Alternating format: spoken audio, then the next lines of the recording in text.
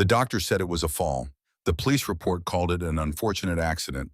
But the bruises circling 6-year-old Emma Grace Wilson's throat told a different story. A story written in purple and black, in fingerprints that were too large to belong to anyone but an adult. A story that was currently fighting for survival on a heart monitor in the pediatric intensive care unit of St. Michael's Medical Center. Standing over her wasn't a grieving parent or a tearful guardian. It was a 300-pound man named Marcus Callahan, though everyone who knew him called him by a different name. Gunner. He wore a leather vest covered in patches, the largest, showing a skull with motorcycle wheels for eyes, and beneath it the words Iron Horseman Motorcycle Club. He wasn't related to Emma Grace. He didn't even know her last name until 3 hours ago. But as he watched that little girl fight for every shallow breath through a ventilator tube, as he listened to the steady beep of machines doing the work her small body couldn't manage, Gunner made a silent vow that would shake the foundations of an entire city.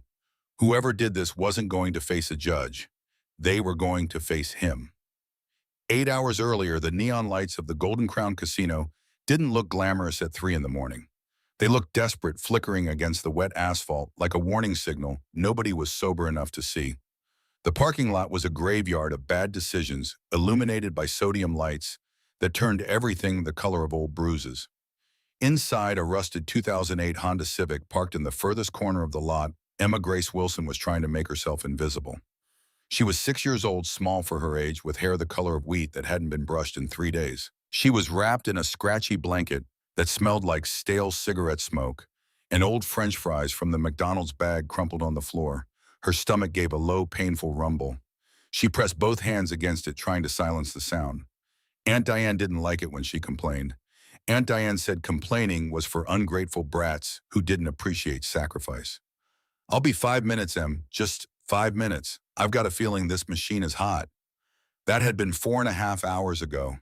Emma exhaled slowly, her breath fogging the cold window. With one small finger, she traced a face in the condensation. A sad face, because that's what she felt inside. She missed her mom. She missed her dad. But thinking about the car crash that took them away 8 months ago made her chest hurt so badly she couldn't breathe. So she tried to think about other things instead. She counted the raindrops racing down the glass. 147 so far. She counted the headlights of cars leaving the casino. 23. She watched people stumbling through the heavy glass doors, some laughing, some shouting, some looking like they wanted to cry to mine. She knew which category Aunt Diane would fall into. Inside the Golden Crown Casino, Diane Crawford was sweating. It was a cold sweat, the kind that prickles at your hairline and makes your shirt stick to your back like a second skin. She was perched on a high leather stool in front of a slot machine called Emerald Fortune, her bloodshot eyes fixed on the spinning reels with an intensity that bordered on religious fervor. Her fingers adorned with chipped red nail polish and fake gold rings tapped a frantic rhythm on the spin button. Click, whir, stop. Nothing. Click, whir, stop, nothing. "Come on, you piece of junk," Diane hissed, her voice raspy from chain-smoking Virginia Slims. "Give it to me. Just once. Give it to me." She had walked into this casino 5 hours ago with $1,200 in cash. Rent money. It was supposed to go to the landlord, Mr. Henderson, who had already threatened to change the locks and put her belongings on the curb. But Diane had convinced herself she could double it, triple it even. If she could just hit one jackpot, she could pay the rent, fix the transmission in the Honda, maybe even buy Emma some new clothes that actually fit. It was logical. It was a plan. It was going to work. The credit counter on her machine read $40. Diane stared at that number like it was a death sentence. $40 from $1,200. The reality hit her like a physical blow to the gut, forcing the air from her lungs. The money was gone. All of it. The rent, the grocery money, the $50 she'd promised to send Emma's school for the field trip. "No," she whispered to the machine. "No, no, no." She dug into her purse with shaking hands, her acrylic nails scraping against the leather bottom. A tube of lipstick, a lighter, a crumpled receipt from a gas station. Empty. Diane slammed her fist against the glass screen of the slot machine, hard enough to make the reels jump. "You rigged it, you thieves." A security guard named Carl, a heavy-set man who had already kicked Diane out twice in the past month, started walking toward her with the determined gait of someone tired of dealing with the same problem. Diane didn't wait. She grabbed her purse and scrambled off the stool, her face burning with a mixture of humiliation and a white-hot rage that made her vision pulse red at the edges. It wasn't her fault. It never was. It was the machine. It was the bad luck. It was the stress of having to take care of a kid she never wanted in the first place. The thought festered in her mind as she shoved through the heavy glass doors and out into the cold night air. Ever since her sister Sarah died in that crash and saddled her with Emma Diane's life, had spiraled downward. The kid was expensive. The kid needed clothes. The kid needed food. The kid looked at her with those big, judging eyes that looked exactly like Sarah's, full of silent accusations. Sarah, the golden child. Sarah, who their parents had always loved more. Sarah, who even in death had found a way to ruin Diane's life. Diane marched across the parking lot, her high heels clicking aggressively against the wet pavement. The rain had picked up, turning into a steady downpour that soaked through her cheap jacket within seconds. She didn't have an umbrella. Of course she didn't. She was vibrating with anger, with the need to blame someone, anyone, for the $1,200 that had just disappeared into a slot machine. She needed a target. She reached the Honda Civic. The windows were completely fogged over now. She ripped the driver's door open and threw herself into the seat, bringing a spray of rainwater with her. Emma, startled from a light doze, sat up in the back seat and rubbed her eyes with small fists. Aunt Diane, the innocent hope in that small voice, the expectation that maybe things would be okay, that maybe they could go home now, snapped the last fraying thread of Diane's sanity. Diane whipped around in her seat, her eyes wild. Did we win? Did we? Is that what you want to ask me? Emma shrank back against the door, pulling the blanket up to her chin like armor.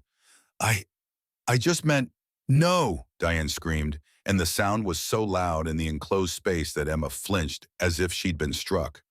No, we didn't win. We lost everything. Do you understand? Everything, and you know whose fault it is. Emma's eyes filled with tears. I'm sorry. You, Diane roared. You and your bad luck. You've been a curse on me since the day you walked into my house. I didn't mean. Emma whispered, but Diane wasn't listening anymore. She started the car, the engine sputtering and coughing, before finally catching. She slammed it into reverse without checking her mirrors and peeled out of the parking spot with a squeal of tires. She drove erratically, swerving between lanes, heading toward the exit. But she didn't leave the casino lot. Instead, she jerked the wheel hard to the right, pulling into a secluded overflow area behind the dumpsters, a dark corner where the security cameras didn't quite reach and the lights didn't penetrate. A place where people went when they didn't want to be seen. She slammed on the brakes. The car jerked to a violent halt. Aunt Diane, Emma's voice was trembling now, high and frightened. Why are we stopping? I want to go home. Diane unbuckled her seatbelt with shaking hands. Her breathing was coming in short, harsh gasps. When she turned to look at Emma, there was something in her eyes that didn't look human anymore. It looked feral, broken. We're not going home, Diane said, her voice dropping to something cold and flat. Not yet. You need to learn a lesson, Emma. You need to learn what happens when you curse a family. She opened her door and stepped out into the rain. Then she yanked open the back door with such force that Emma cried out. Get out, Diane hissed. No, please, Emma cried, clutching the seatbelt with both hands. It's raining. It's dark. I'm scared. Diane reached in, grabbed Emma by her thin arm, and dragged her out of the car. Emma hit the wet pavement hard, her knees scraping against gravel and broken glass. She cried out, a high-pitched sound of pain and terror that was immediately swallowed by the sound of rain and distant traffic on the highway. Shut up, Diane screamed. The first slap echoed louder than the rain. 3 blocks away in the back corner of the Golden Crown Casino's parking lot, Marcus Gunnar Callahan was not a nice man. He would be the first to tell you that. At 45 years old, Gunnar was 6 feet 4 inches of scarred muscle and bad attitude, with a gray beard that reached his chest and arms covered in ink that told the story of a life lived on the margins of polite society. He was the sergeant-at-arms for the Iron Horsemen, a motorcycle club that the local police considered a criminal organization and the local populace considered terrifying. Gunnar had done time. He had broken bones. He had done things in the name of the club that kept him awake at night, staring at ceilings and trying to remember what it felt like to be clean. But tonight, Gunnar wasn't doing club business. He was just trying to fix his bike. His custom Harley-Davidson, a 1995 Softail that he'd rebuilt from the frame-up, had developed a rattle in the primary drive just as he was passing the Golden Crown. He had coasted into the back of the parking lot under the shelter of a concrete overhang near the loading docks to take a look. He had his toolkit spread out on a shop rag and a flashlight clenched between his teeth, grease covering his scarred hands as he worked. He was tightening a bolt when he heard the scream. It wasn't the usual casino scream, not drunk laughter or a couple fighting over who was too intoxicated to drive. This was different. This was the sound of pure, unadulterated fear. This was the sound of a child. Gunnar froze the wrench still in his hand. He took the flashlight out of his mouth and cocked his head, listening. The rain drummed steadily on the concrete above him, but through it he heard something that made his blood run cold. Smack. Please, Aunt Diane, stop. I'm sorry. The voice was tiny, broken, desperate. Gunnar dropped his wrench. It hit the concrete with a metallic clang that was drowned out by another sound. A woman's voice screaming with a rage that sounded inhuman. You ungrateful little wretch! You cost me everything. Gunnar stood up slowly. He wiped his greasy hands on his jeans, leaving dark streaks. He didn't run. Gunnar didn't run for anyone. But he moved with a terrifyingly silent purpose, his boots making no sound on the wet pavement as he walked around the corner of the loading dock toward the dark area behind the dumpsters. What he saw stopped him cold. A woman in a cheap raincoat was standing over a small bundle on the ground. She was kicking. She was kicking a child who was curled into a fetal position, small arms wrapped around her head, trying desperately to protect herself. Each impact of the woman's boot against the small body made a sickening thud that Gunnar felt in his chest. Gunnar had seen bar fights. He had seen stabbings. He had seen men beaten within an inch of their lives over debts and disrespect. He had done 2 tours in Iraq and seen things that still haunted his dreams. But seeing a grown woman putting her foot into the ribs of a 6-year-old girl triggered something primal in his brain. It wasn't anger. It was colder than anger. It was the executioner's judgment. Hey! Gunnar's voice was a low rumble, like thunder rolling across a valley. The woman didn't hear him. She was in a frenzy, completely lost in her rage. She grabbed the child by her hair and yanked her head up. The little girl's face was a mask of blood and tears, her eyes rolling back, consciousness fading. I said, Gunnar roared, his voice booming off the casino walls like a gunshot. Hey! The woman froze. She dropped the child's head. It hit the pavement with a sickening thud that made Gunnar's stomach turn.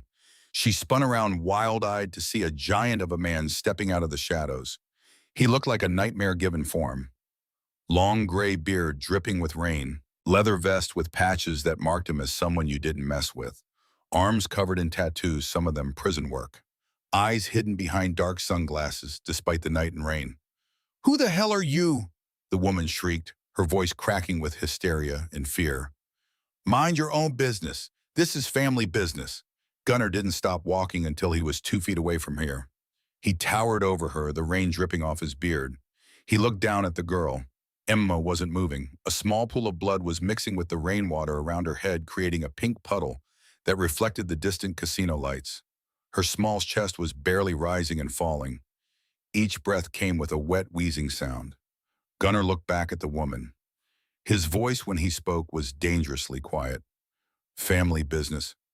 She fell, the woman stammered, and Gunnar could see reality crashing in on her as she realized just how large and dangerous the man in front of her was. She took a step back, her heel splashing in a puddle. She's clumsy. I was trying to help her up and she started screaming. She's a drama queen. You know how kids are. Gunnar looked at the blood on the woman's shoe. He looked at the gravel embedded in her knuckles. He looked at the child, at the boot-shaped bruises already forming on her ribs, at the handprints around her throat, at the way her left arm was bent at an unnatural angle.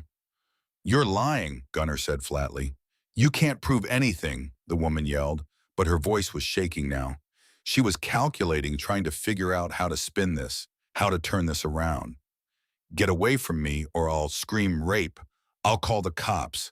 I'll tell them you attacked us. Call them, Gunnar said. Please.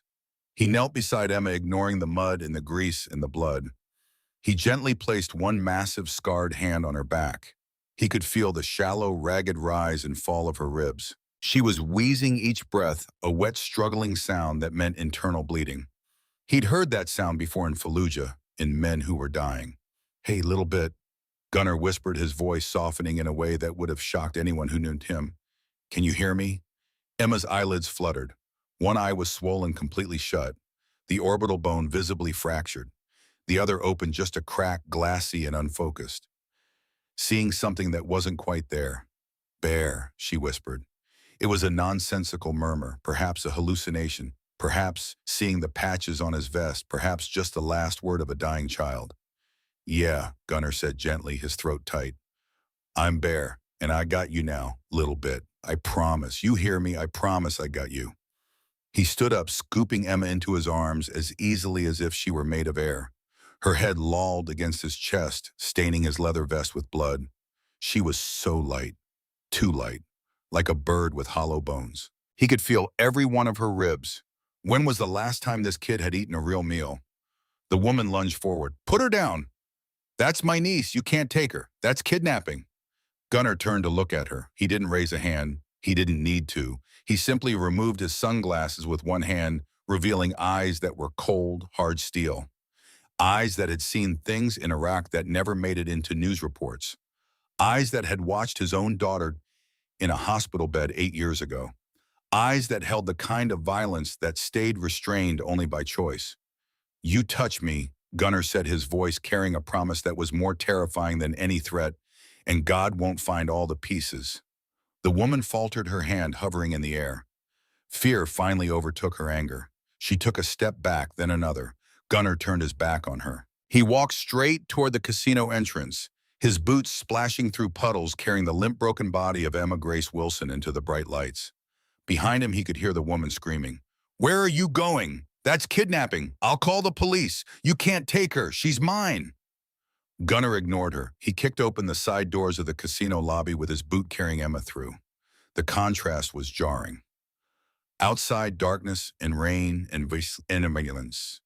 Inside, bright lights, in the cheerful electronic music of slot machines, in the smell of cigarette smoke and cheap perfume.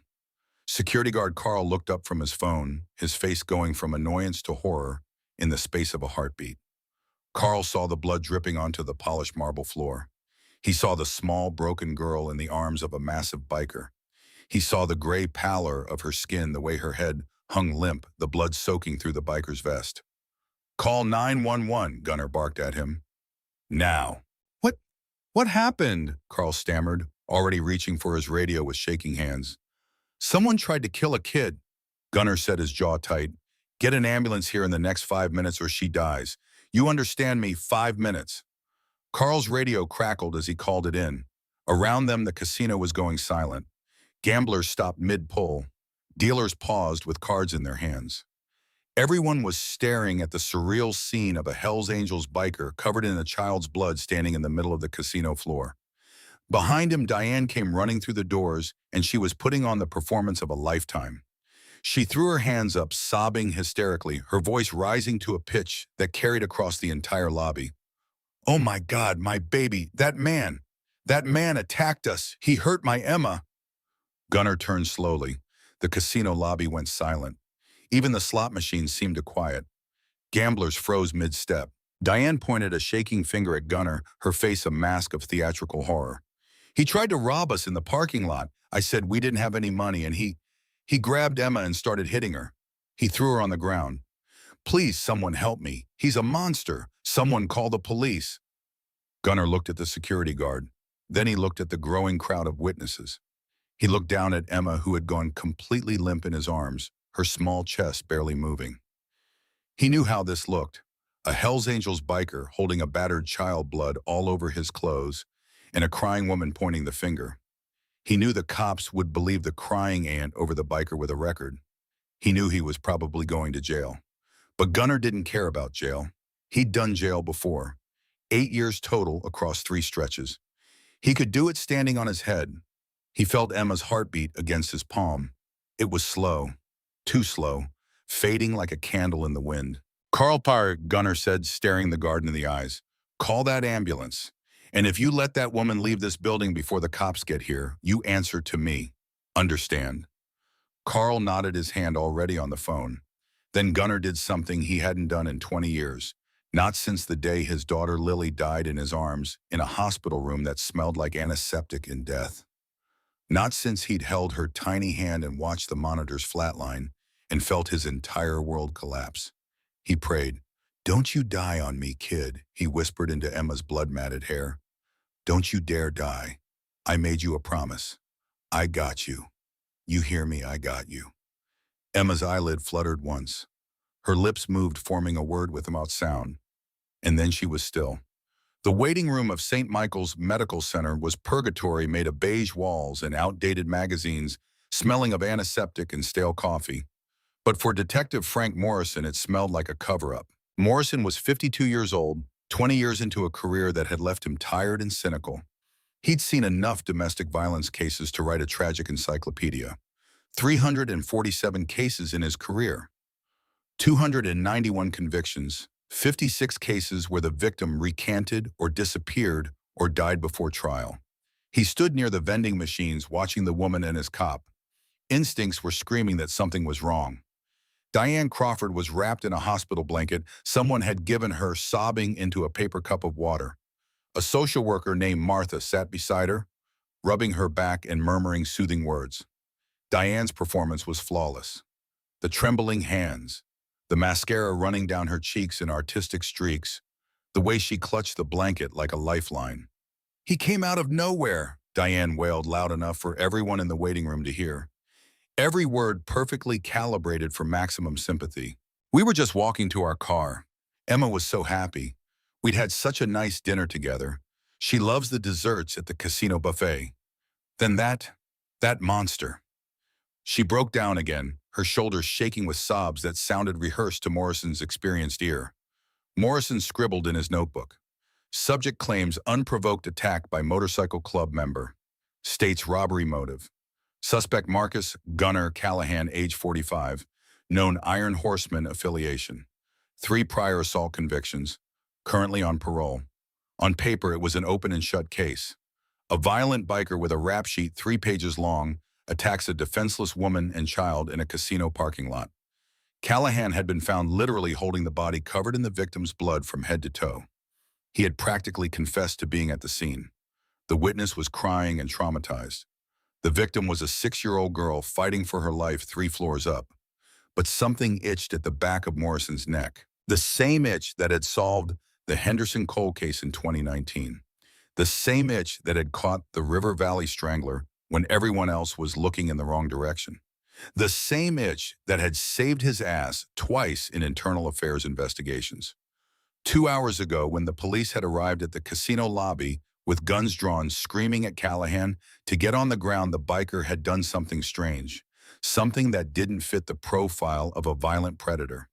He had gently set the girl down on the stretcher the paramedics were rolling in, not dropped her, not thrown her, gently, like she was made of glass. He had kissed her forehead, a gesture so tender it didn't match the skull patches on his vest or the teardrops tattooed by his eye. Then he had turned around and put his hands behind his back, without a word of protest, without resistance, without the usual screaming about lawyers and rights that Morrison heard from guilty men. He hadn't yelled, "I didn't do it." He hadn't tried to run. He hadn't made excuses. He had looked Morrison dead in the eye and said one thing, his voice calm and steady: "Check the aunt's hands." Now Morrison walked over to where Diane sat, pulling out his notebook. "Miss Crawford." Diane looked up, her mascara running in perfect streaks down her cheeks, her eyes red and swollen from crying. "Did you catch him? Is he in jail? Please tell me he's in jail." "Mr. Callahan is in custody," Morrison said carefully, his cop voice neutral and professional. "He's being processed right now. I just need to clarify a few things about the timeline for the report to make sure the charges stick." "Timeline?" Diane's voice went sharp for just a fraction of a second, a flash of genuine anger cutting through the grief before she caught herself. "My niece is in a coma because of him." "What timeline is there?" "He wanted my purse," Emma screamed. "He hit her. He kept hitting her until I thought she was dead." "I understand, ma'am," Morrison said, keeping his voice neutral. "We just need to be thorough. Defense lawyers look for any inconsistency, any gap in the story. We want to make sure this monster goes away for life. You understand?" Diane nodded, dabbing at her eyes with a tissue. You said you were walking to the car after dinner at the casino buffet, correct? Yes, Emma loves their buffet, the desserts especially. She had 3 pieces of chocolate cake. Diane's voice had the rehearsed quality of a prepared lie. The casino buffet closes at 10 p.m. on weekdays, Miss Crawford. The incident occurred at 3:15 in the morning. That's more than 5 hours later. Diane froze. It was just for a second, barely noticeable, but Morrison saw it. Her eyes darted to the left. A classic tell that someone was accessing the creative part of their brain to construct a lie rather than the memory centers to recall truth. We played a few games after dinner, Diane said, quickly recovering. Emma sat with me at the slots. She likes watching the pretty lights. Is that a crime? I lost track of time. I'm not a perfect guardian detective, I know that, but I was trying to give her a nice evening. And you said he hit her with his fists multiple times. Yes, over and over. I tried to stop him. I screamed for help, but no one came. The parking lot was empty. The tears started again right on cue. Okay, Morrison said, looking down at Diane's hands where they clutched the water cup. Miss Crawford, your knuckles look swollen, abraded, and you have cuts on your right palm. Fresh ones, still bleeding through the band-aids the nurse gave you. Diane pulled her hands back instantly, hiding them under the blanket like a child caught stealing cookies. I tried to fight him off. I punched his helmet, his motorcycle helmet. It was hard. Cut my hands. I scratched him. I was trying to save her. What kind of aunt would I be if I didn't fight for my niece? Right, Morrison said. He flipped his notebook closed, but his mind was racing. We'll be in touch, Miss Crawford. Try to get some rest. He didn't believe him, but believing wasn't the same as proving. Not yet. 3 floors down in a secured room used for treating prisoners, Marcus Gunnar Callahan sat handcuffed to a metal bed frame. They had stripped him of his leather vest with all his patches that represented 12 years of his life in the Iron Horseman and bagged it as evidence. He felt naked without it, exposed. He was wearing a hospital gown over his jeans, and a young beat cop, who looked fresh out of the academy, stood by the door with his hand resting nervously on his taser. The cop couldn't have been more than 23. Probably thought he was guarding a monster. Gunnar stared at the ceiling tiles, counting the stains. 47 of them. Brown water damage from a leak that maintenance had never quite fixed. He wasn't worried about jail time. He could do time standing on his head. He'd done 3 separate stretches over 15 years. 2 years in Lompoc for assault when he was 25. 3 years in San Quentin for assault with a deadly weapon when he was 30. 3 more years in Pelican Bay for parole violation when he was 35. A total of 8 years inside, and he knew how to survive it. How to keep his head down. How to find allies. How to make the time pass. But he was worried about Emma, the little girl with hair like wheat and eyes that looked too old for 6 years, eyes that had seen too much pain already. He had heard the paramedics talking in the ambulance bay as they loaded her in, professional medical terminology that he'd learned to decode during Lily's illness. Cerebral edema, brain swelling, fractured orbital bone, the eye socket crushed, internal bleeding in the abdomen, possible spinal damage, probable renal contusion, 4 broken ribs, radius fracture, severe concussion, traumatic asphyxiation. She was so small, too small. When he'd picked her up, she'd felt like nothing, like he could break her just by holding her wrong. She probably weighed 40 pounds soaking wet. A healthy 6-year-old should weigh closer to 50. She was malnourished on top of everything else. Hey, Gunnar grunted, his voice rough. The young cop jumped like he'd been shocked. Quiet, Callahan, no talking. I don't want to chat, kid, up there, Gunnar said, his voice gravelly from years of cigarettes and whiskey. I just want to know if she's alive. The girl, is she alive? That's none of your business, the cop spat, his hand tightening on the taser. You did enough damage, you sick piece of garbage. Gunnar chuckled, a dry, humorless sound that had no mirth in it. If I did it, kid, she wouldn't be in the hospital. She'd be in the morgue. I don't leave work unfinished. When I hurt someone, they stay hurt. The cop's face went pale. His hand moved to his gun. Relax, Gunnar said. I'm just saying, think about it logically. If I wanted to hurt a kid, would I carry her into a casino full of witnesses? Would I wait for an ambulance? Use your brain, Rook. The door buzzed open. Detective Morrison walked in looking like he'd aged 5 years in the last 2 hours. There were new lines around his eyes. He pulled up a metal folding chair and sat backward on it, facing Gunner. Marcus Callahan, Morrison said, opening a file folder. Also known as Gunner, age 45, Sergeant-at-Arms for the Iron Horseman Motorcycle Club, 3 prior assault convictions, currently on parole, and now we're looking at assault with a deadly weapon on a minor, attempted murder of a child under 12, kidnapping. You're a 3-striker, Marcus. This puts you away forever. Life without parole. You die in a cage. Gunner looked at the detective, really looked at him. Morrison had cop eyes, tired eyes, eyes that had seen too much. But there was something else there, a flicker of doubt maybe. I didn't touch her, Gunner said simply. Witness says otherwise. Multiple witnesses. Security guard says he saw you holding her covered in blood. Blood evidence puts her all over you. Her DNA on your hands, your clothes, your vest. Your fingerprints are on her body. Of course they are, Gunner said calmly. I carried her inside. I picked her up off the ground where her aunt left her to die. I held her so she wouldn't be alone while she bled out in a parking lot. Yeah, my prints are on her, because I saved her life. Morrison raised an eyebrow. That's a hell of a story, Callahan. It's not a story, it's what happened. Gunner leaned forward as far as the handcuffs would allow. Check the cameras. The overflow lot behind the casino might be a blind spot, but check the casino floor cameras. Check the timestamps. See what time the aunt walked into the casino. See what time she walked out. See how long that kid was alone in the car. Then check the aunt's bank records. I guarantee you she drained every cent she had before she walked out to that parking lot. Morrison stayed silent, but he was listening. Really listening. Most perps just yelled, I didn't do it, over and over like a broken record. Callahan was giving him a roadmap to an investigation. Details, specifics, things that could be verified or disproven. Why do you care? Morrison asked, genuinely curious. You're a 1%er, a biker. Since when do guys like you care about citizens, about kids you don't know? Gunner leaned back against the metal bed frame. The handcuffs clinked against the railing. He was quiet for a long moment, and Morrison could see something working behind those hard eyes. Pain, maybe. Old grief. I have a daughter, Gunner said softly. His voice changed when he said it. Became almost human. Had a daughter, Lily. She died 8 years ago. Congenital heart defect. Hypoplastic left heart syndrome. She was 7 years old. The room went silent except for the hum of fluorescent lights overhead and the distant beep of monitors from other rooms. When I heard that scream tonight, Gunner continued, his voice rough with emotion he was trying to suppress.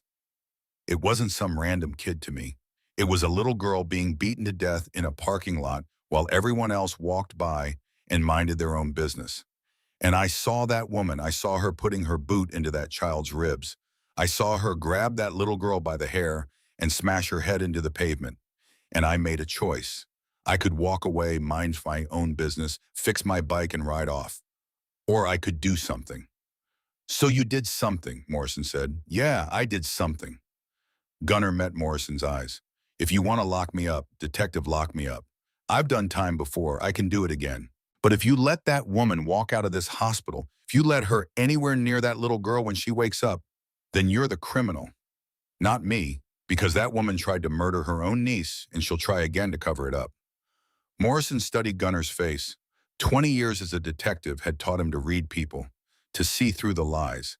And sitting across from him wasn't a child predator, wasn't a violent psychopath. He saw a man who had done bad things, yes, but who had also just done something impossibly good. I can't cut you loose, Marcus, Morrison said, standing up and tucking the folder under his arm. Not with the DA breathing down my neck and half the city watching this case. The media already has it. Biker attacks innocent family. The narrative is set, but I'll check the bank records. I'll check the cameras. I'll do my job. Gunner nodded once. One more thing. What? Don't let that woman in the room with the kid, not alone, not ever. If Emma wakes up, she's the only witness. The aunt knows that. Morrison paused at the door, a chill running down his spine. He hadn't thought of that, hadn't considered that the aunt might try to finish what she started. I'll put a uniform on the door, Morrison said quietly, 24/7, just in case. Thank you. As Morrison left, Gunnar closed his eyes. In his mind, he was back in a different hospital room 8 years ago, holding Lily's hand as the monitors flatlined, watching the doctors try and fail to restart her tiny heart, feeling his entire world end in that sterile room that smelled like failure. He had made Lily a promise in those final moments. As she took her last breath, he had whispered to her that he would help other kids, that he wouldn't let what happened to her happen to anyone else if he could stop it, that her death wouldn't be meaningless. He hadn't been able to save Lily. The disease was genetic, unstoppable, cruel. A defect she was born with that slowly destroyed her heart over 7 years, until it finally gave out despite 3 surgeries and endless treatments. But maybe, just maybe, he could save Emma Grace, if they let him, if she survived the night. 3 days passed like a slow-motion nightmare. The rain that had started the night of the attack never really stopped. It settled into a persistent drizzle that turned the city gray and cold, matching the mood inside St. Michael's Medical Center. The weather report called it an atmospheric river, the kind of storm system that could sit over a region for a week, dumping inches of rain every day until the streets flooded and the rivers overflowed their banks. Emma Grace Wilson lay in the pediatric intensive care unit room 304, a tiny figure lost among a tangle of tubes and wires that kept her alive. The rhythmic whoosh hiss of the ventilator was the only sound in the room, a mechanical breathing that her small body couldn't manage on its own. Her face was swollen beyond recognition, purple and yellow bruising distorting her features into something that barely looked human. Her head was wrapped in heavy gauze. Monitors beeped steadily, tracking a heartbeat that was strong enough to live, but weak enough to worry the doctors who checked on her every hour. She was in a medically induced coma, floating in a gray space between consciousness and death, while her brain's swelling slowly subsided. Dr. Patricia Hayes, the attending physician, had explained it to the nurses in clinical terms. Induced coma to reduce metabolic demand, prevent secondary injury, allow the brain tissue to heal. But what she didn't say, what she couldn't say, was that Emma might never wake up, that the damage might be too severe, that even if she did wake up, she might not be the same girl who went to sleep. The doctor said it could be days, it could be weeks, it could be never. In the hallway outside room 304, the media circus had taken up permanent residence. News vans parked on the street below. Reporters with perfect hair and practiced sympathy stood in front of cameras talking about the tragedy, the innocent victim, the brutal attack, the monster in leather and patches. Diane Crawford had been very, very busy. Within 6 hours of the attack, she had contacted News Channel 7, claiming she had an exclusive story about a violent biker gang targeting innocent families at casinos. She'd cried on cue, hit all the emotional beats. The producer had eaten it up. By the next morning, she was standing in front of a bank of microphones on the hospital steps wearing a modest black dress she'd bought at Walmart with money borrowed from a sympathetic neighbor named Carol, who'd believed every word of her story. She clutched a teddy bear that Emma had never owned, purchased at the hospital gift shop for $15 specifically for the photo op.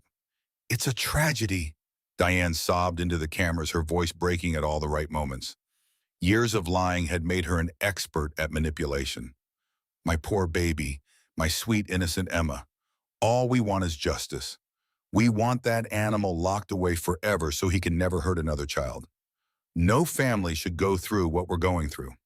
The headline on the News Channel 7 ticker read, "Biker Brutality. Aunt pleads for justice as niece fights for life." The story spread like wildfire. Local news picked it up, then regional. By day 2, it had gone national. CNN ran a segment. Fox News interviewed a motorcycle gang expert. MSNBC did a special on violence in America. Diane Crawford, formerly a nobody, a gambling addict living in a crummy apartment with an eviction notice on her door, was suddenly famous, sympathetic, a victim. She had set up a GoFundMe page within 12 hours. Emma's recovery fund helped this innocent child. She'd spent 2 hours crafting the perfect story, a heartbreaking tale of being a struggling single guardian trying her best after her sister died tragically, about medical bills that would bury them, about the trauma they would both need years of therapy to overcome, about giving Emma a chance at a normal life after this horror. The donation started small, $20 from someone in Ohio, $50 from a grandmother in Florida. But as the news story spread, as Diane's tearful face appeared on more and more screens, the numbers climbed. 5,000, 10,000, 15,000, 20,000. By day 3, the fund had raised $28,000. Diane watched the number tick upward on her phone screen, alone in a hospital bathroom stall on the second floor, where no one could see her, and allowed herself a small, satisfied smile. The kind of smile that never touched her eyes. It was more money than she'd ever had in her life. More than she'd made in 2 years at her last job before they fired her for stealing from the register. The gambling debts to Tony Messina and his crew were paid. All $6,000 plus the $2,000 in interest they'd tacked on. The rent was covered for the next 4 months. Mr. Henderson had actually apologized for threatening to evict her when he saw her on the news. People were sending her gift cards to restaurants, casseroles she'd never eat, messages of support from strangers who thought they knew her story. But there was a problem that kept Diane awake at night, pacing her apartment, chain smoking, and drinking cheap vodka straight from the bottle. The doctor said Emma was stabilizing. The brain swelling was going down faster than expected. Her vitals were improving. There was a strong chance, that she would wake up. And if Emma woke up, she would talk. Diane sat in the hospital cafeteria at 2 in the morning, stirring sugar into her coffee with shaking hands. Not from grief, not from worry about Emma, from adrenaline and calculation and a cold, creeping fear that wrapped around her chest like a vice. If Emma woke up and told them the truth, everything would collapse. The donations, the sympathy, the narrative she'd so carefully constructed. They would see through her. They would take Emma away and put Diane in prison. And Diane had seen enough crime shows to know what happened to people who hurt kids in prison. Even the hardened criminals had a code. Child abusers were the lowest of the low. They didn't last long. She couldn't let that happen. Diane finished her coffee, threw the cup away with enough force that it bounced off the rim of the trash can, and walked back toward the ICU. Her mind was racing, running through scenarios, calculating odds. 2 police officers were stationed outside Emma's door. One was young, maybe 25, always on his phone reading something. The other was older, more alert, a veteran cop with suspicious eyes. "I want to see my niece," Diane said, putting on her grief-stricken face. The mask she'd worn so well for 3 days that it was starting to feel natural. "Sorry, ma'am," the younger officer said without looking up from his phone. "Detective Morrison's orders.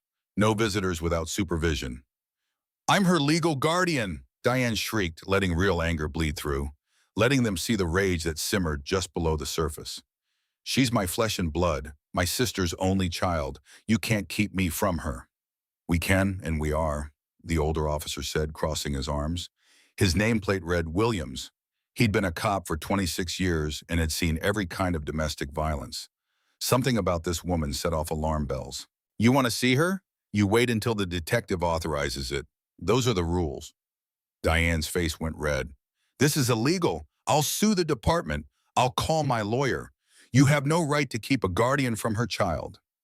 "She's not your child, ma'am," Williams said flatly. "She's your niece. And until the investigation is complete, those are the rules. You can complain to Detective Morrison if you like. His number is on the card he gave you." Diane stormed off down the hallway, her heels clicking aggressively on the linoleum floor. Her mind was spinning. She needed a better lawyer. Not the free legal aid public defender they'd assigned her for the victim impact statement. Someone who could manipulate the system. Someone who knew how to make problems disappear.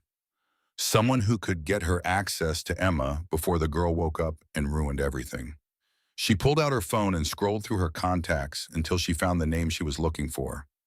Victor Brennan, a lawyer who'd helped her beat a DUI charge 3 years ago when she'd blown .15 and crashed into a mailbox. He'd gotten the charges reduced to reckless driving, kept her license, kept her out of jail. He was expensive, but he was good. And she had $28,000 now. She could afford expensive. She dialed the number. It rang 4 times before a gravelly voice answered. "Brennan?" "Victor, it's Diane Crawford. I need your help." Across town in a blacked-out SUV parked outside the county jail, Marcus Gunnar Callahan climbed into the passenger seat wearing the same blood-stained clothes he'd been arrested in. They'd kept him for 72 hours, the maximum they could hold him without charging him.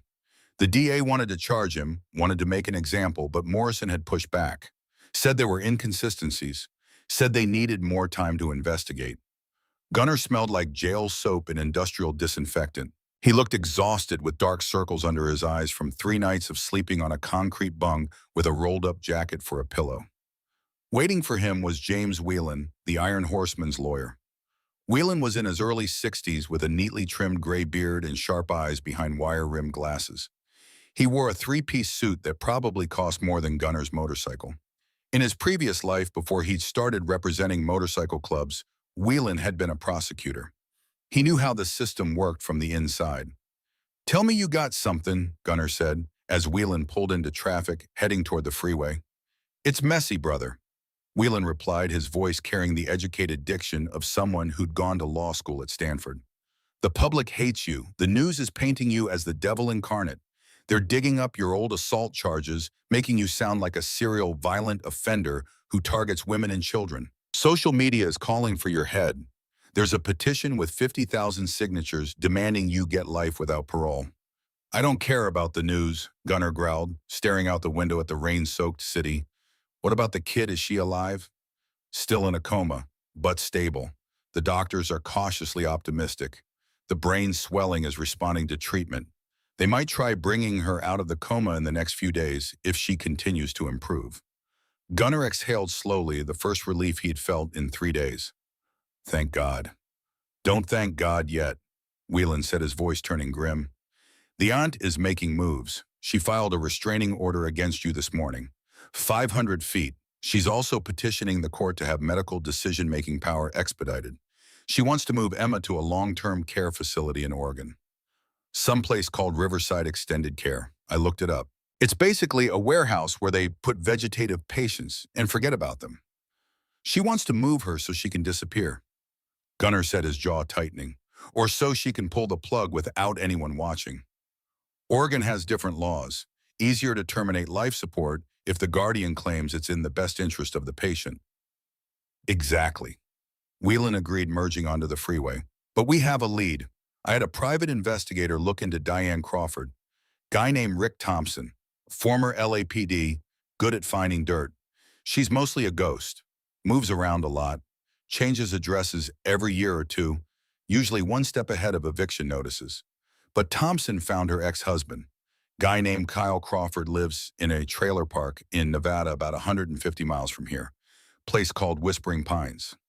And Thompson talked to him on the phone. Kyle says he has videos from when they were married. Says Diane has a temper. Says she's violent when she loses at gambling. Says he has proof." "I need to talk to him," Gunner said. "Gunner, you're out on bail. $50,000 that the club put up. If you violate the terms, if you get caught intimidating witnesses or leaving the county without permission, they revoke bail and you go back in. And this time you stay in until trial." "I'm not going to intimidate him," Gunner said, cracking his knuckles. The sound was loud in the enclosed space of the SUV. "I'm going to ask him nicely to do the right thing. That's not intimidation. That's conversation." Whelan sighed, but he knew better than to argue with Gunner when he had that look in his eyes. That look that said he'd already made up his mind and nothing would change it. "Fine, but I'm coming with you. And if anyone asks, I advised against it and you ignored my legal counsel." "Deal." Whelan changed lanes, heading east toward Nevada. The rain followed them, turning the desert scrubland into a muddy mess. They drove in silence for an hour, both men lost in their own thoughts. Finally, Gunner spoke. "How bad is it really, the case against me?" Whelan was quiet for a moment, choosing his words carefully. "Bad. On paper, it's bad. You have a criminal record, 3 assault convictions. You're a known member of a motorcycle club that law enforcement considers a criminal enterprise. You were found holding the victim covered in her blood. The witness, the aunt, has given multiple statements saying you attacked them. The media has already convicted you in the court of public opinion. If this goes to trial, we're looking at jury selection. That's going to be a nightmare. Everyone has already seen the news, already made up their minds. But Morrison is a good cop. Old school. He actually cares about the truth more than closing cases. He's been pulling casino surveillance footage, checking bank records, interviewing witnesses. And I think he's starting to see what really happened. The problem is, even if Morrison believes you, the DAA doesn't care. Marcus Thornton has political ambitions. He wants to be Attorney General someday. A high-profile case like this, with a biker and a sympathetic victim, it's a career maker for him. He'll push it to trial even if the evidence is weak. Gunner nodded slowly. He'd seen it before. Politics trumping justice, optics trumping facts. While they drove back at the hospital, something was happening in room 304. It was 2 in the morning, the shift change. The nurses were distracted in the break room, giving reports to the incoming staff, complaining about being short-staffed, talking about their personal lives. Officer Williams, the veteran cop, had left at midnight when his shift ended. The replacement was the young officer, the one who was always on his phone. His name was Daniels, or fresh out of the academy, more interested in scrolling through social media than watching a hospital room door. He stepped away for exactly 90 seconds to use the vending machine down the hall. 90 seconds to buy a Snickers bar and a Coke. Diane Crawford had been waiting in the bare stairwell for 4 hours, watching the patterns, timing the movements, learning the routine.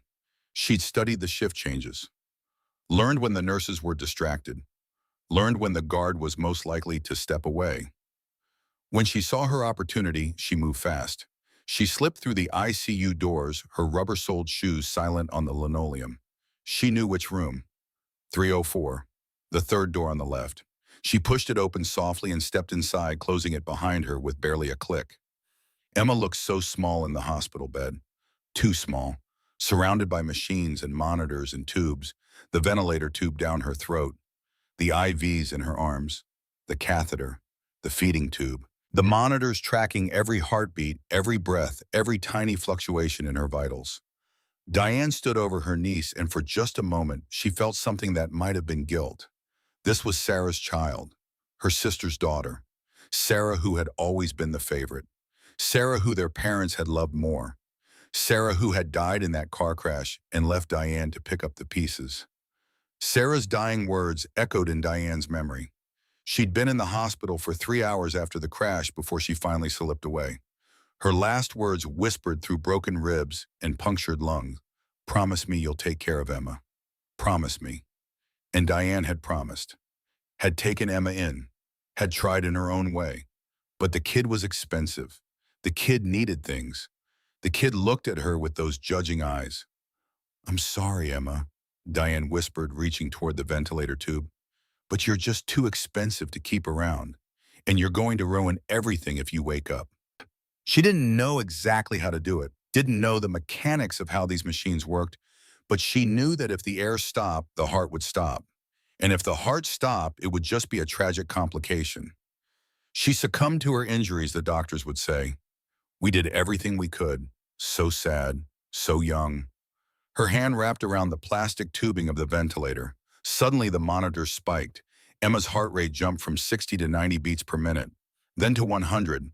The alarm would sound in 10 seconds if it stayed elevated. Her closed eyelids fluttered. Not conscious, but the brain responding to oxygen deprivation on some primitive level. Her small hand twitched against the blanket, fingers curling into a fist. Diane gasped and yanked her hand back. She hadn't expected that, hadn't expected any response. The door flew open. A woman in dark blue scrubs stepped in, moving fast.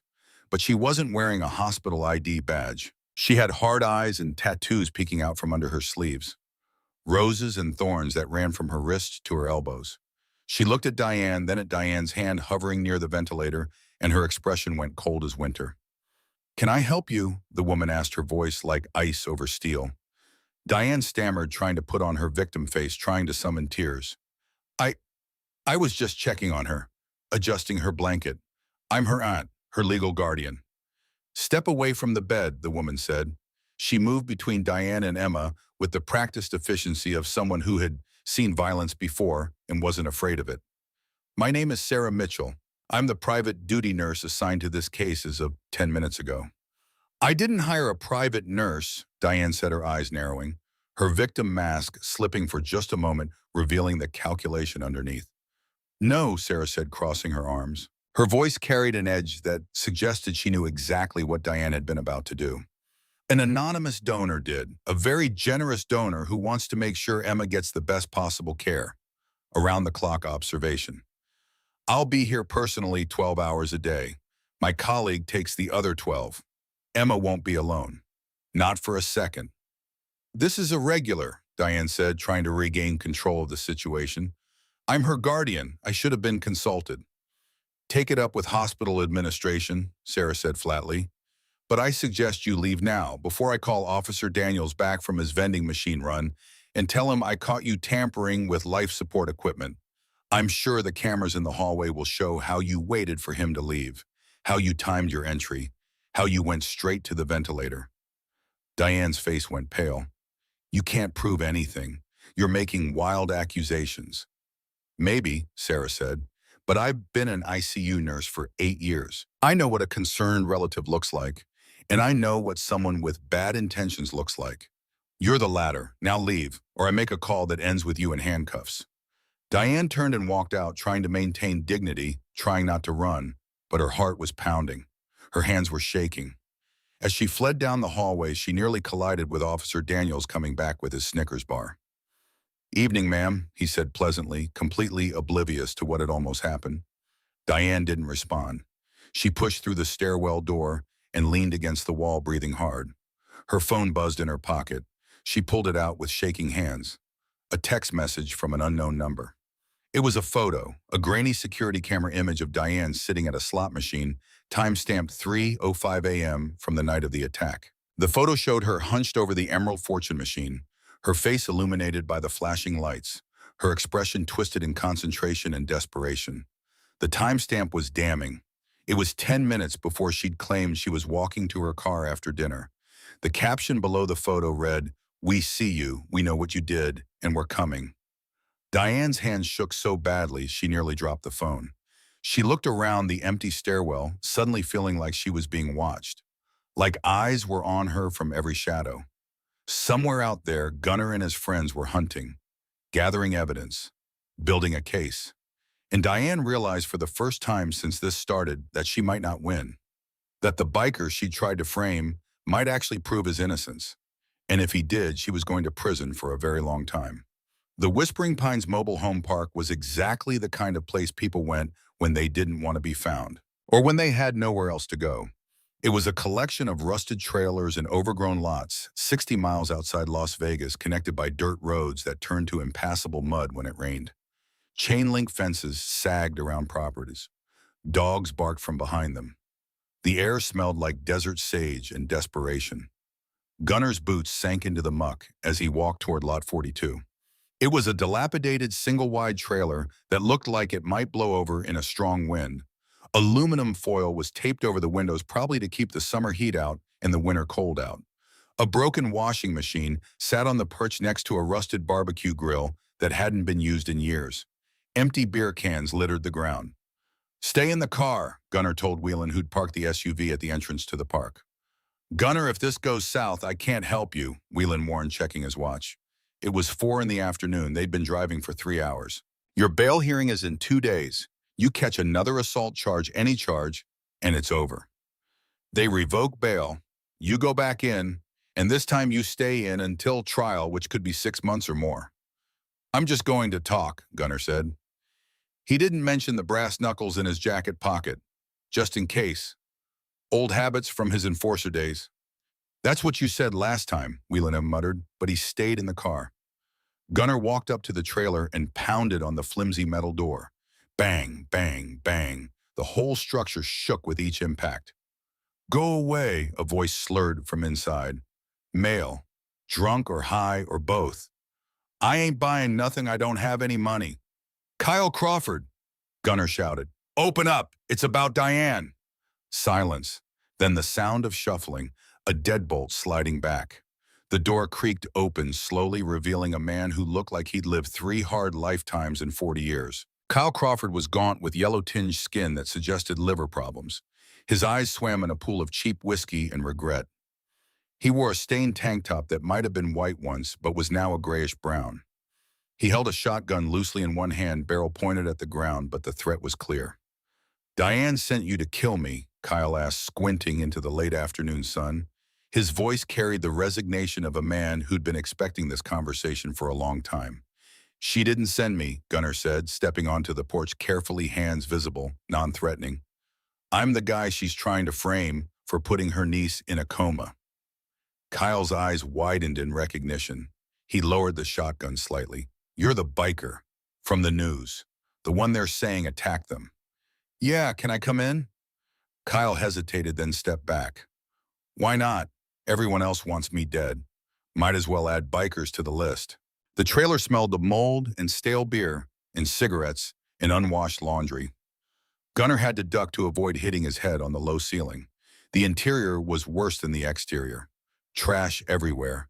Dishes piled in the sink. The carpet was stained with things Gunnar didn't want to think about. A small TV in the corner played a game show with the sound off. I saw her on TV this morning, Kyle muttered, falling onto a torn sofa that looked like it had been salvaged from a dumpster. Acting like Mother Teresa, like she's some kind of saint, like she actually cares about that kid, makes me sick, makes me want to drink more. You said you have videos, Gunnar said, cutting straight to the point. Time was precious. Every hour that passed was another hour Diane could work her magic, spin her story, lock him away. Videos that show who she really is. Kyle laughed, a wet hacking sound that turned into a coughing fit. When it subsided, he wiped his mouth with the back of his hand. I got more than videos, man. I got scars. He pulled up his shirt, revealing a jagged keloid scar running down his ribs, maybe 6 inches long. The kind of scar that comes from a deep knife wound. See this? She came at me with a steak knife from the kitchen. Serrated, because I bought the wrong brand of cigarettes. Not Virginia Slims. I got Marlboros because they were on sale. And she lost her mind. Stabbed me while I was sleeping. Gunnar stared at the scar. He'd seen knife wounds before. This one had needed stitches. Maybe 20 of them. You go to the hospital. Yeah, told them I fell on a broken bottle. Didn't want to admit my wife tried to kill me. What kind of man admits that? Kyle pulled his shirt back down. That woman, she's got a demon in her. A gambling demon. When she loses, she needs to hurt someone. Needs to blame someone. Usually that someone was me. Until I finally got smart and filed for divorce. I need that proof, Kyle, Gunnar said, sitting down on a folding chair that looked like it might collapse under his weight. She beat a 6-year-old girl half to death because she lost $1,800 at slots. Put her in a coma. If I don't get that proof, she walks. And the kid Emma, she goes back to her. And next time Diane will finish what she started. Kyle rubbed his face with both hands. They were shaking. DTTS probably. She'll kill me if she finds out I talk to you. She knows people. Dangerous people. Guys who collect debts. Guys who make problems disappear. I'm a Hell's Angel, Kyle. Gunnar said, his voice dropping to a low rumble that filled the small space. Actually Iron Horseman, but same difference. You think the people she knows are dangerous? You haven't met my brothers. 300 members across 5 states. We take care of our own. And right now you're about to become one of our own. You give me that evidence and nobody touches you. I give you my word, the club's word, and we keep our word. Kyle looked at Gunnar, really looked at him. Saw the seriousness in those steel gray eyes. Saw violence, yes, barely restrained under the surface. But also something else. Protection. A code. Honor in its own brutal way. Kyle stood up unsteadily and walked to a section of wall where a poster of a Budweiser girl hung. He pulled it aside, revealing a hollow section where the drywall had been removed. He reached in and pulled out an old USB drive, the kind you could buy at Walmart for $10. She didn't know I recorded the fights, Kyle whispered, turning the drive over in his hands. I set up a nanny cam back when we talked about having kids. Hidden camera and a teddy bear. I wanted to see if she was using drugs again. Catch her so I could get her help. Instead, I caught everything. What's on it? Everything, her screaming at me, throwing things, breaking plates, glasses, the TV. There's footage of her smashing a lamp against the wall because her lottery ticket didn't win. There's footage of her punching herself in the face and then calling the cops on me saying I hit her. There's footage of, Kyle's voice cracked. There's footage from 3 years ago, before the divorce. We had a neighbor, Mrs. Henderson, nice old lady. She asked Diane to watch her grandson for an afternoon. Kid was maybe 4 years old. Tommy was his name. What happened? Just watch it. Kyle said, his hands shaking as he held out the USB drive. I can't watch it again. I can't. I should have done something then. Should have called someone. But I was scared. I was drunk. I was a coward. And I've had to live with that every day since. Gunnar took the drive carefully like it was evidence at a crime scene, which it was.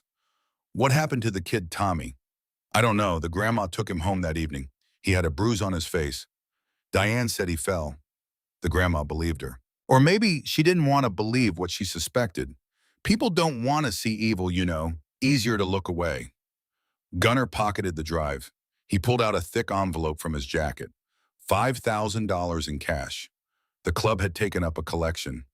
Every member had kicked in. For Lily, they'd said. For the little girl who needs help. Get out of town, Kyle, Gunnar said, tossing the envelope onto the couch. It landed with a heavy thump.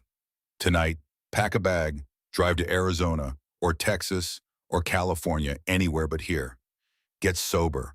Find a meeting. AA is everywhere. Get help. And when this is over, when she's in prison, maybe you can sleep at night knowing you did one right thing, one brave thing. Kyle stared at the money like it was $1,000,000, which to him it might as well have been. Tears started running down his weathered face, cutting tracks through the grime. I was so scared of her. For so long. 5 years of marriage felt like 20. Every day wondering if this was the day she'd kill me. You're not scared anymore, Gunnar said, standing. The chair creaked in relief. You're free, but Kyle, yeah, if you take that money and spend it on booze or drugs, if you waste this chance, I'll be disappointed. And you don't want to disappoint me. Understand? Kyle nodded quickly. I understand. I'll leave tonight, I swear. As Gunnar walked back to the SUV, the USB drive felt heavy in his pocket. Heavier than it should. It was evidence. It was truth. It was Emma's only chance. His phone buzzed. A text from Sarah Mitchell, the nurse at the hospital. The text read, "She's awake. Emma woke up 20 minutes ago. She's confused and scared. Diane tried to visit, but I blocked her. Doctors say she might be able to give a statement soon. Move fast." Gunnar's heart stopped. Then it started pounding double time. Emma was awake, which meant the clock was ticking. Diane would know by now. Would know that her window to control the narrative was closing. Would know that Emma might talk. Gunnar climbed into the SUV. Drive fast, she's awake. Whelan didn't ask questions, he just floored it. The waking world was too bright and too loud and too painful. Emma Grace's eyes opened slowly like rusty shutters being lifted for the first time in forever. The lights overhead hummed with a painful intensity that made her head throb. Everything hurt. Her head felt like it was full of broken glass. Her throat was raw and dry, burning like she'd swallowed sandpaper. Her chest ached with every breath. Emma, sweetheart, can you hear me? A man in a white coat was leaning over her, shining a light into her eyes. The light felt like needles. She tried to speak, but her throat wouldn't work properly. Something had been inside it. Something that tasted like plastic and blood and medicine. Water, she croaked. The word came out as barely a whisper. Here, honey, a gentle voice said. A woman appeared holding a cup with a straw. The woman had kind eyes and dark hair pulled back in a ponytail. Emma drank greedily, the cool water soothing the fire in her throat. Memories began to flash in her mind like a broken movie reel. Fragments, pieces, the slot machines with their flashing lights, the cold car, the rain on the windows, the screaming, the boots, the pain, so much pain. Emma started to cry. The monitor beside her bed began beeping faster. Beep, beep, beep, faster and faster. It's okay, the doctor said, his voice gentle. You're safe. You're at St. Michael's Hospital. You had an accident, but you're going to be okay. You're healing. Not accident, Emma thought. The word was clear in her mind, even if she couldn't say it yet. Not accident. Aunt Diane hurt me. The door burst open. The air in the room seemed to drop 10 degrees. Oh, thank God, my baby, you're awake. Diane rushed in, pushing past the doctor with practiced urgency. She looked haggard with dark circles under her eyes that had been carefully applied with makeup to look like genuine exhaustion. Her hair was perfectly disheveled. She wore the same black dress from the news interviews. Emma flinched. Her entire small body went rigid against the mattress. Every muscle tensed. Her breath came faster. The heart monitor spiked dangerously. 100 beats per minute. 120. 140. Mrs. Crawford, please, the doctor warned, stepping between Diane and the bed. She's in distress. Her heart rate is dangerous. You need to step back. She needs her family, Diane cried, her voice loud enough to carry into the hallway where nurses were passing. Loud enough to sound concerned. I'm all she has in this world. Let me comfort her. But Emma saw the look in Diane's eyes. Behind the tears and the concern was something cold, something calculating. And Emma knew that Diane wasn't here to comfort her. Diane was here to make sure Emma didn't tell. Diane managed to push past the doctor and grabbed Emma's hand. To anyone watching, it looked like a loving aunt desperately trying to comfort her traumatized niece. But Diane's grip was tight, too tight. Her fingernails dug into Emma's wrist hard enough to leave marks, the same wrist that was still bruised from the attack. Diane leaned close, her face inches from Emma's. Her breath smelled like coffee and cigarettes. Her voice dropped to a whisper that only Emma could hear. Emma, Diane whispered urgently, you're awake. Thank God you're awake. You're safe now, sweetheart. The bad man can't hurt you anymore. Emma stared at her aunt, paralyzed by fear, unable to move, unable to speak. The police caught him. Diane continued, her voice still a whisper, her fingernails digging deeper into Emma's wrist. The biker. The big scary man on the motorcycle. Remember, he attacked us in the parking lot. He hurt you so badly. But I saved you. I fought him off. I saved my precious niece.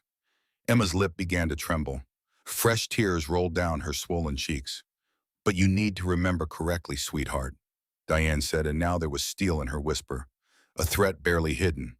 You need to tell the doctors the truth. Tell them the biker hurt you. Tell them I saved you. Tell them I'm a good aunt who loves you very much. Can you do that for me? Emma looked at the doctor, then back at Diane. The threat was clear in her aunt's eyes and the pressure of her fingers cutting off circulation to Emma's hand. Say the wrong thing and I'll finish what I started. Say the wrong thing and you'll have another accident. A fatal one this time. Emma stammered, her voice weak and terrified. I don't remember very well. Yes, you do, Diane pressed, her whisper becoming more urgent, more desperate. The biker. The man with the beard and the leather vest. He grabbed you, he hit you, he hurt you. Say it. Tell the doctor. Mrs. Crawford, that's enough, the doctor ordered firmly. He'd been watching the monitors, watching Emma's vitals spike to dangerous levels. You need to leave now. You're causing her severe distress. But I'm her aunt, Diane shrieked, finally letting go of Emma's wrist. She stood up, putting on her victim face for the doctor and the nurses who were now gathering in the doorway. I have a right to see my niece. I'm her legal guardian. You can't keep me away from her. We can and we will if you continue to agitate the patient, the doctor said firmly. I'm calling security. You need to leave, now. But the damage was already done. The seed was planted. Emma closed her eyes and turned her face to the wall, silent sobs shaking her small body. She was 6 years old, alone, terrified, and the monster was still hunting her even in the hospital that was supposed to keep her safe. As Diane was escorted out of the room by security, she managed to lean close to Emma one more time. Remember what I said, sweetheart? Tell them the truth, the right truth, or there will be consequences. Down the hall, Sarah Mitchell had been watching the whole thing on a security monitor she'd had installed in the nurse's station. She'd seen everything. The way Diane grabbed Emma's wrist, the way she leaned in close, the way Emma's vitals had spiked the moment Diane entered the room, the way fear had flooded the little girl's face. Sarah pulled out her phone and sent a text to Gunnar. The message was simple but urgent. She's terrified. Diane got to her first, threatened her while Doctor was in the room. Emma, too scared to speak. We're running out of time. Diane will try again. Then Sarah made another call, to Detective Morrison. It was time to tell him what she'd seen, what she knew, before Diane found another way to silence Emma forever. 2 days later, the county courthouse was packed for Gunnar's preliminary hearing. What should have been a routine proceeding had turned into a media circus. News vans lined the streets for 3 blocks. Protesters held signs on both sides of the courthouse steps. On the left, 50 or 60 women holding signs, "Believe survivors," and "Lock up the monster," and "Justice for Emma," and "Bikers or thugs." On the right, a smaller but more intimidating group. Veterans in leather vests, many of them wearing their old military patches alongside their motorcycle club colors. Iron Horseman members standing silent and disciplined. They held signs that read, "Marines don't lie and protect the innocent," and "Truth over politics." Inside courtroom 4B, the air was thick with tension and the smell of too many people packed into too small a space. Every seat was filled. People stood along the walls. News cameras lined the back, their red recording lights glowing like demon eyes. Gunner sat at the defense table wearing a suit that James Whelan had bought him at Men's Warehouse the day before. It was 2 sizes too small for his broad shoulders, making him look even more massive, even more like a caged animal. The collar was tight around his thick neck. The sleeves were too short, showing his tattooed wrists. He looked deeply uncomfortable, like a bear forced into a tuxedo. Across the aisle, District Attorney Marcus Thornton looked confident, polished. He wore an expensive suit that fit perfectly. His hair was styled. He had the sympathy vote sewn up. He had a tearful aunt sitting in the front row dabbing at her eyes with tissues. He had a victim who was too traumatized to speak clearly, but whose injuries spoke volumes. He had public opinion on his side. Every poll showed that 87% of the city believed Gunner was guilty. This case was going to make Thornton's career. Attorney General Thornton had a nice ring to it. Maybe even Governor Thornton someday. "Your Honor," Thornton began his opening statement after Judge Helen Waverly called the court to order.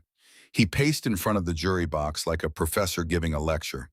"This is a case about brutality, pure and simple, about a man who has spent his entire adult life operating outside the law, outside the boundaries of civilized society. A man with 3 prior convictions for violent assault. A man who belongs to a criminal organization that traffics in drugs, weapons, and violence." Thornton pointed dramatically at Gunner. The defendant, Marcus Callahan, also known as Gunner, saw an opportunity on the night of March 15th. He saw a vulnerable woman and her innocent niece walking to their car after a pleasant dinner at the casino, and he decided to rob them. When the child screamed, when 6-year-old Emma Wilson cried out in terror, he silenced her with his fists, with his boots, with brutal, sustained violence that left her with a fractured skull, broken ribs, internal bleeding, and injuries so severe that doctors didn't think she would survive. The jury was listening intently. Several members were already looking at Gunner with disgust. "We have witnesses who placed him at the scene covered in the victim's blood," Thornton continued. "We have medical evidence of severe trauma consistent with an adult male beating a small child. We have the testimony of Diane Crawford, the aunt who tried desperately to save her niece from this monster. Ladies and gentlemen, this man is a menace to society, and we intend to prove it beyond any shadow of doubt." Thornton sat down looking satisfied. Judge Waverly, a stern woman in her late 60s with steel gray hair and reading glasses perched on her nose, looked at the defense table. "Mr. Whelan, would you like to make an opening statement?" Whelan stood up, but unlike Thornton, he didn't pace, he didn't gesture dramatically. He stood still in front of the jury box, his hands clasped in front of him, his voice calm and measured. "Your Honor, members of the jury," Whelan said, "the prosecution has just told you a story. It's a compelling story. It has all the elements of a good narrative, a villain, a victim, a hero who saves the day. But ladies and gentlemen, a story isn't the same as truth. And the truth of what happened on March 15th is very different from what Mr. Thornton just described." Whelan paused, letting that sink in. "The truth is found not in dramatic accusations, but in evidence, in facts, in timelines, in security footage, in bank records, in witness statements that can be verified or disproven. And when you examine the actual evidence in this case, you will find that it doesn't just raise reasonable doubt about my client's guilt. It proves his innocence. And more than that, it points directly at the real perpetrator of this crime." Several jury members sat up straighter, suddenly interested. "My client, Marcus Callahan, is not a perfect man," Whelan continued. "He has made mistakes in his life. He has a criminal record. But on the night of March 15th, he did something extraordinary, something heroic. He saved a little girl's life. And for that act of courage, of basic human decency, He has been arrested, vilified, and accused of the very crime he prevented. Whelan looked each jury member in the eye. Over the course of this trial, we will present evidence that will shock you. That will make you question everything you think you know about this case. We will show you security footage, bank records, medical evidence, witness testimony, and we will prove that Marcus Callahan is innocent. Thank you. Whelan sat down. The courtroom was buzzing with whispers. The trial moved through its opening phases over the next 3 days. The prosecution called witnesses, systematically building their case piece by piece. They called paramedic Jason Torres, who testified about Emma's horrific injuries. In 12 years as a paramedic, I've never seen a child so badly beaten and still alive. Torres said, his voice shaking slightly. Multiple fractures, internal bleeding, severe head trauma. It was a miracle she survived the ambulance ride. On cross-examination, Whelan asked one simple question. Did you see my client inflict these injuries? Well, no, Torres admitted, but he was holding her, covered in blood. So you didn't witness the assault itself? No. Thank you, no further questions. They called Dr. Patricia Hayes, who showed x-rays of fractured bones, CT scans of the brain's swelling, photographs of bruises and lacerations that made several jury members look away in disgust. Again, Whelan's cross-examination was brief. Doctor, Hayes, based on your medical expertise, can you tell us the identity of the person who inflicted these injuries? Well, no, I can tell you the injuries were inflicted by an adult based on the force required and the size of the contusions, but I can't identify who specifically. So my client could have inflicted them, or someone else could have, theoretically, yes. Thank you, doctor. They called security guard Carl, who testified about seeing Gunnar carry Emma into the casino, blood everywhere. He looked crazy, Carl said, wild-eyed, dangerous, like he might hurt someone else. On cross-examination, Whelan asked, Mr. Carl, did you actually see my client strike Emma Wilson? No. Did you see him do anything except try to get her medical help as quickly as possible? Carl hesitated. Well, no. He did tell me to call 911 pretty urgently. In fact, he demanded you call for help immediately, didn't he? Said she would die if the ambulance didn't arrive within 5 minutes. Yes, he said that. Does that sound like someone who had just beaten a child and was trying to cover it up? I guess not when you put it that way. No further questions. By day 3 of testimony, the prosecution's case was starting to show cracks. But Thornton still had his ace in the hole. He still had Diane Crawford. And on the afternoon of day 3, he called her to the stand. The courtroom went silent as Diane walked to the witness stand. She had perfected her look. Conservative navy dress, minimal makeup, hair pulled back simply. She looked like a grieving guardian, not a monster. She looked like someone you'd want to help, to protect, to believe. She placed her hand on the Bible and swore to tell the truth, the whole truth, and nothing but the truth. Miss Crawford, Thornton began gently, like he was talking to a frightened child. I know this is difficult, but I need you to tell the jury about the night of March 15th. Take your time. Diane took a shaky breath. She'd rehearsed this moment for weeks with Victor Brennan, her lawyer. Every word, every pause, every tear. Emma and I had gone to the Golden Crown Casino for dinner. She began, her voice trembling perfectly. I know it seems like an unusual place to take a child, but we don't have a lot of money. Their buffet was affordable, and Emma loved the desserts they had, the chocolate cake especially. It was one of the few things that made her smile after losing her parents. Several jury members nodded sympathetically. We ate around 8 p.m., Diane continued. It was nice. We talked about school, about her friends. She seemed happy. After dinner, she wanted to see the casino. She'd never been inside one before. She was fascinated by all the lights and sounds. So we walked around for a little while. I played a few games, slot machines, just for fun, maybe 20 minutes total. Then we headed back to the car. Whelan scribbled a note. The buffet closed at 7 p.m. on weekdays. The slot machine records showed 4.5 hours of continuous play. What time was it when you left the casino? Thornton asked. Around 3 in the morning. I know that's late. Too late for a child to be awake. I made a mistake there. I admit it. I lost track of time. I'm not a perfect guardian, but I was trying to give her a nice evening. One good memory. What happened when you left the casino?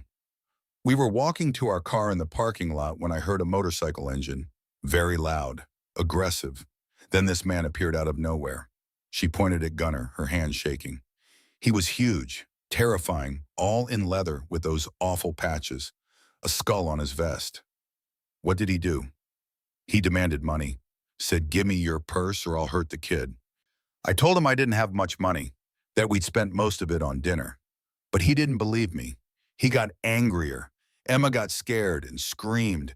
And that's when Diane broke down sobbing. Perfect tears at the perfect moment. Thornton handed her a tissue. "Take your time, Miss Crawford." Diane dabbed at her eyes. He grabbed Emma, just snatched her right out of my hands, and he threw her down on the pavement. Just threw her like she was nothing. And then he started hitting her, punching her, kicking her. I tried to stop him. I screamed for help. I hit him, scratched him, tried everything I could think of. But he was too strong, too big. He kept saying, "Shut that kid up," and hitting her. I thought he was going to kill her. I really did. The jury was transfixed. Two women in the jury box were openly crying. One older man looked at Gunnar with pure hatred. Gunnar sat perfectly still at the defense table, his face expressionless. But under the table, his hands were clenched into fists so tight his knuckles were white. A vein pulsed in his temple. "Thank you, Miss Crawford," Thornton said softly. "I know that was difficult. Your witness, Mr. Whelan." Judge Waverly looked at the defense table. "Mr. Whelan." Whelan stood up slowly.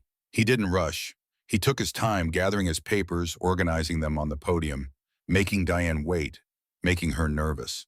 The longer the silence stretched, the more Diane shifted in her seat. "Miss Crawford," Whelan finally said, his voice pleasant and conversational, "you testified that you had dinner at the casino buffet around 8 p.m., correct?" "Yes." "And then you walked around the casino for a bit, played a few slot machines for maybe 20 minutes, and then left around 3 a.m. Is that your testimony?" "Yes." "That's interesting," Whelan said, clicking a remote control. A large screen descended from the ceiling behind the judge's bench. "Because the casino provided us with complete surveillance footage and their internal gaming records. And those records tell a very different story." The screen lit up with a spreadsheet showing timestamps and transaction records.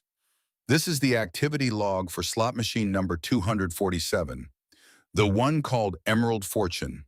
According to the seized records, this machine had continuous play from 10:28 p.m. on March 14th until 3:05 a.m. on March 15th. That's 4 hours and 37 minutes of continuous play. Not 20 minutes, 4.5 hours. The courtroom erupted in whispers. The player card registered to this machine during that time period was card number 478923, which is registered to you, Miss Crawford. Your name, your social security number, your card." Diane's face went pale. I must have been confused about the timing. It's been stressful. My memory isn't perfect." "Your memory isn't perfect," Whelan repeated. "Were you also confused when you said you had dinner at 8 p.m. because the casino buffet closes at 7 p.m. on weekdays?" "We have that in writing from the casino manager." "We must have eaten earlier then. 7 p.m. I got confused." "I see. And where was Emma during those 4.5 hours while you were at the slot machine?" "She was with me, sitting next to me." "Really?" Whelan clicked the remote again. Casino footage appeared on the screen showing Diane entering the gaming floor alone at 10:28 p.m. The timestamp was clear in the corner. "Here you are entering the gaming area at 10:28 p.m. I don't see Emma. Do you see Emma anywhere in this footage, Miss Crawford?" Diane squinted at the screen. "She must have been just off camera." "Must have been," Whelan said. Another click. Parking lot footage appeared showing a car in the distance. The timestamp read 10:35 p.m. This is footage from the parking lot camera at 10:35 p.m. That's your Honda Civic license plate, 7KJF892, correct? Nay. Yes.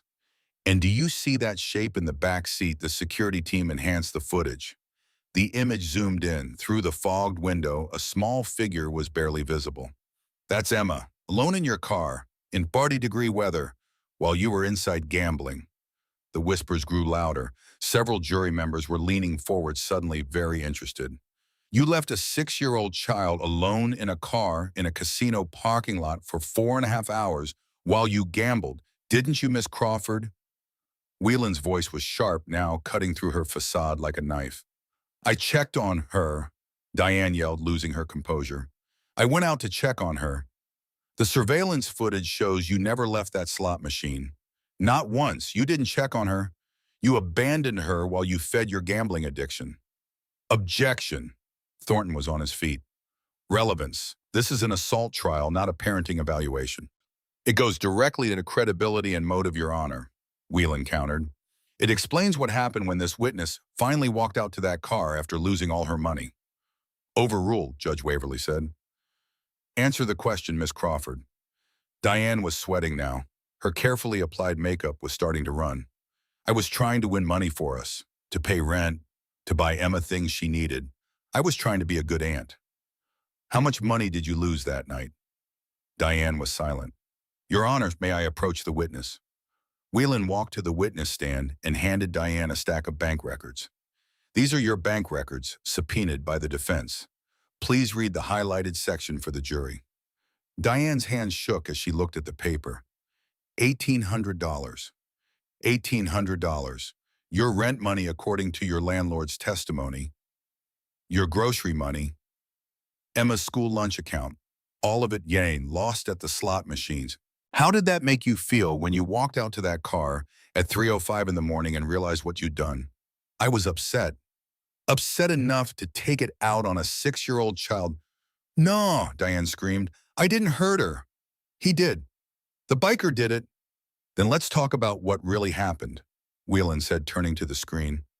Let's listen to what you actually said in that parking lot. He played enhanced audio from the casino surveillance system. The quality was surprisingly clear. Diane's voice echoed through the courtroom, caught by external security microphones. You cursed me. This is your fault. You ruined everything. I should never have taken you in. The sound of a slap. A child crying, shut up, shut your mouth. The sound of impact. Again. The jury sat in stunned silence. The courtroom was so quiet you could hear people breathing. Those are your words, Miss Crawford, Whelan said. Not Marcus Callahan's, yours. You blamed Emma for your gambling losses, for your failures, and you took your rage out on her. That's out of context, Diane stammered. You're twisting things. Am I? Then let's talk about your history. Let's talk about patterns of behavior. Whelan produced another remote. The defense would like to introduce Exhibit D video evidence provided by Kyle Crawford, the witness's ex-husband. Objection. Thornton was on his feet, his confidence finally cracking. Prejudicial. This is character assassination. It establishes a pattern of violent behavior, Your Honor, Whelan countered. It's directly relevant to whether this witness is credible and whether she's capable of the violence inflicted on Emma Wilson. Judge Waverly considered for a moment. I'll allow it, but keep it brief, Mr. Whelan. The screen changed. Grainy nanny cam footage appeared showing a different living room. The date stamp read 3 years earlier. Diane was visible younger but recognizable, screaming at someone off camera. A child's voice could be heard crying, the video Diane. Shut up, shut your mouth right now, or I swear to God I'll give you something to really cry about. The sound of a slap, a child crying harder. That's right, cry. See what happens when you make me angry. Several jury members gasped audibly. One woman put her hand over her mouth. That was your neighbor's child you were babysitting 3 years ago, wasn't it?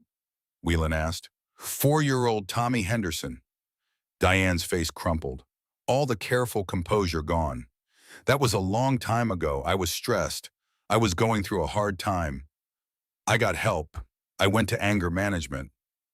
Did you wear when? Because we found no record of you attending any anger management program, Miss Crawford. Diane had no answer.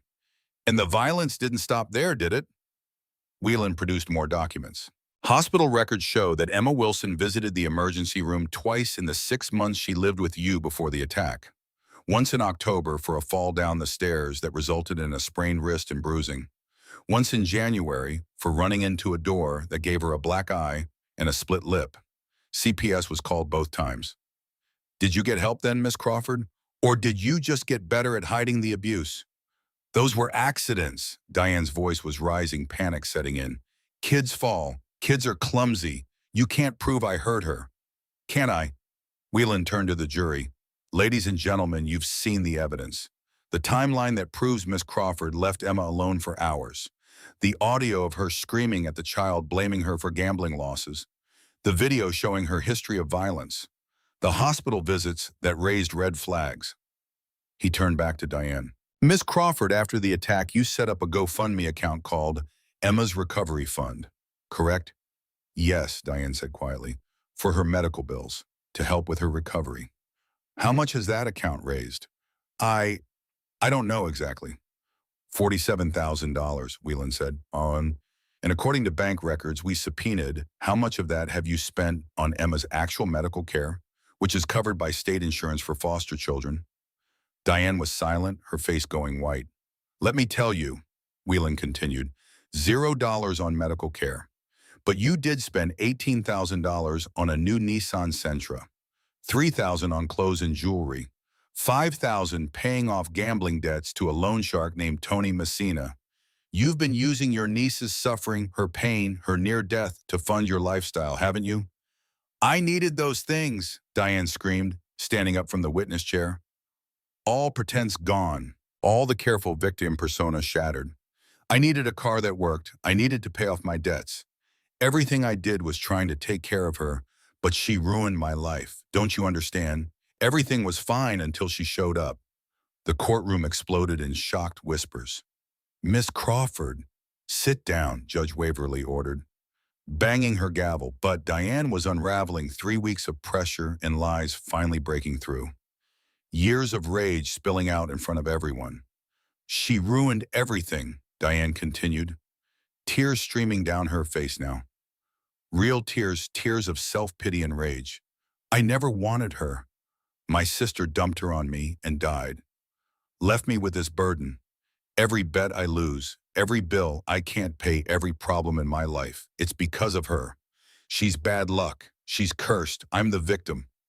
Here, I'm the one who suffered. Sit down or I'll hold you in contempt, Judge Waverly roared.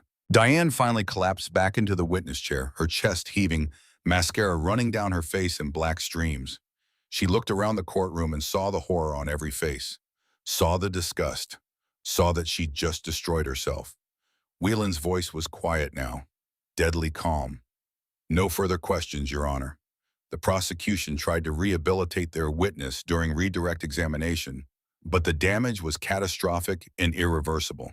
The jury had seen the real Diane Crawford. The mask had fallen, and they were horrified. Court adjourned for the day. As Diane was escorted out by her lawyer, Victor Brennan, who looked like he wanted to quit on the spot, she caught sight of herself in the reflection of the courtroom windows. She barely recognized the wild-eyed woman staring back. Outside the courthouse, she pulled out her phone with shaking hands. Another text from the unknown number. A photo. Diane leaving St. Michael's Hospital at 2 a.m. 3 nights ago. The timestamp matched exactly when Sarah Mitchell had caught her near Emma's ventilator about to pull the tube. The message read, "We have everything, every lie, every crime. Run while you still can. They're coming for you." Diane's hands shook so badly she dropped the phone. It clattered on the courthouse steps. She looked around wildly, feeling like she was being watched from every shadow, every window, every parked car. Somewhere out there, Gunnar and his brothers were hunting, and they had her trapped. The next morning, the defense began presenting its case. The courtroom was even more packed than before, if that was possible. News of Diane's meltdown had spread. The video had gone viral. Public opinion was shifting. Whelan called witness after witness, methodically building a case that wasn't just about reasonable doubt. It was about proving innocence and exposing the truth.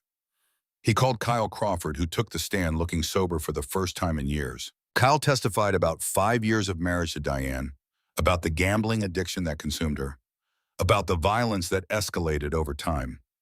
She came at me with a knife, Kyle said, lifting his shirt to show the scar to the jury.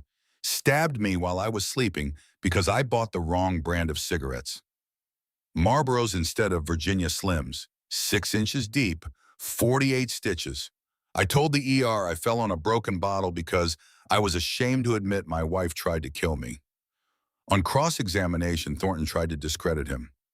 Mr. Crawford, you're an alcoholic, aren't you? You've been drinking heavily since your divorce. I was an alcoholic, Kyle corrected. I'm 3 weeks sober as of yesterday, attending meetings every day. And yes, I drank to forget what that woman did to me, to forget that I was too scared to stop her for 5 years. So your memory of events from years ago might not be reliable? My memory is perfectly clear, Mr. Thornton. And I have video evidence to back it up. Would you like to see more footage of what she's capable of? Thornton backed off quickly. Whelan called Mrs. Henderson the elderly neighbor from Diane's apartment building. She testified about hearing screaming from Diane's apartment on a weekly basis. I called CPS twice. Mrs. Henderson said, her voice shaking with emotion. I heard that poor child crying, heard Diane screaming at her. Once I heard what sounded like furniture breaking, but CPS said they investigated and found nothing. Said Diane was cooperative and the apartment was clean and Emma seemed fine. But I knew something was wrong. I should have done more. It's not your fault, Mrs. Henderson, Whelan said gently. You did what you could. The system failed Emma, not you. He called Dr. Nina Rothman, the child psychologist who had been working with Emma since she woke up. Emma has severe PTSD, Dr. Rothman testified. She has nightmares, panic attacks. She's terrified of women with blonde hair like her aunt. She's terrified of the color navy blue because that's what her aunt wore. But here's what's significant. When I showed her photos of different people, including Mr. Callahan, and asked her to identify who hurt her, she immediately pointed to Diane Crawford, without hesitation. And when I asked who saved her, she pointed to Mr. Callahan and called him the Bear Angel. She drew pictures during our therapy sessions. Dr. Rothman continued producing several drawings. This one shows her aunt as a monster with red eyes and sharp teeth. This one shows a large man with a beard and wings carrying her to safety. Children don't lie in their art. They can't. It's too pure, too honest. Whelan displayed the drawings for the jury. Several members were visibly moved. He called Tommy Wrench Hayes the grizzled Iron Horseman member. Wrench was 52 with a weathered face and hands scarred from decades of motorcycle mechanics. He took the stand wearing his dress uniform, the one with his Vietnam service patches.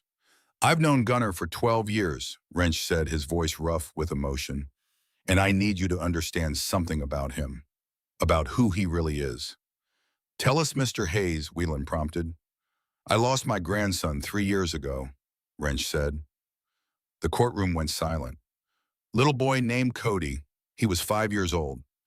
His mother's boyfriend beat him to death over a broken toy truck. And you know what the sister did? Gave that monster 10 years.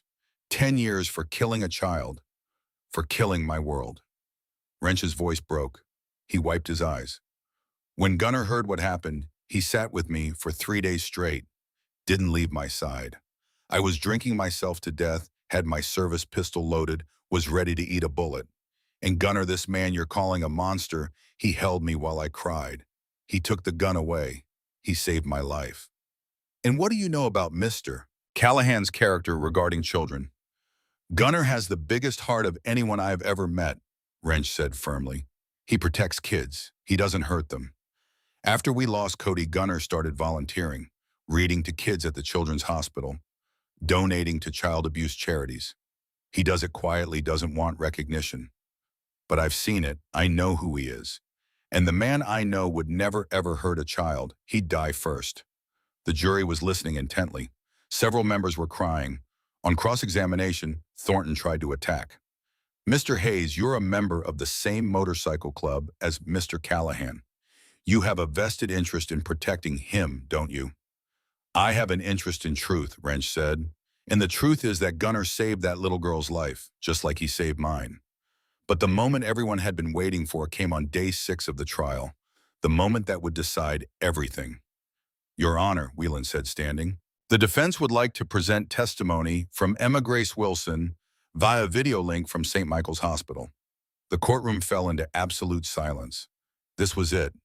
The little girl who had been at the center of this storm from the beginning, the only person who truly knew what happened that night. Thornton stood up. Your Honor, we object. The child is 6 years old and has suffered severe trauma. Her testimony cannot be considered reliable. She's been coached, she's on medications, she's been influenced by the defense team. Your Honor, Whelan countered, Emma Wilson is the victim in this case. She has every right to tell her story, and Dr. Rothman has evaluated her and determined she is competent to testify and has clear memories of the events. The prosecution doesn't want her to testify because they know what she'll say. They know she'll tell the truth that destroys their narrative. Judge Waverly considered for a long moment. I'll allow it. But Dr. Rothman will be present and will proceed with sensitivity to the child's condition. Bailiff set up the video feed. A large screen was wheeled in, positioned where everyone in the courtroom could see. The feed connected, showing a hospital room. Emma sat in a hospital bed, no longer in ICU, but in a regular pediatric room. She wore a pink hospital gown with cartoon characters on it. Her face still showed fading bruises, yellow and green now, instead of purple and black. Her left arm was in a kicked. Sarah Mitchell sat beside her, holding her hand. Dr. Rothman sat on the other side. Emma, Judge Waverly said gently, her stern courtroom voice softening. Can you hear us, sweetheart? Emma nodded, her eyes wide as she looked at all the people on the monitor in her hospital room. She looked small, fragile, scared. You're very brave for talking to us today, Emma. Do you know why we're here? To find out what happened, Emma said in a small, quiet voice that barely carried through the speakers. To find out who hurt me. That's right, Emma, I need you to look at the screen. Do you see the people in the courtroom?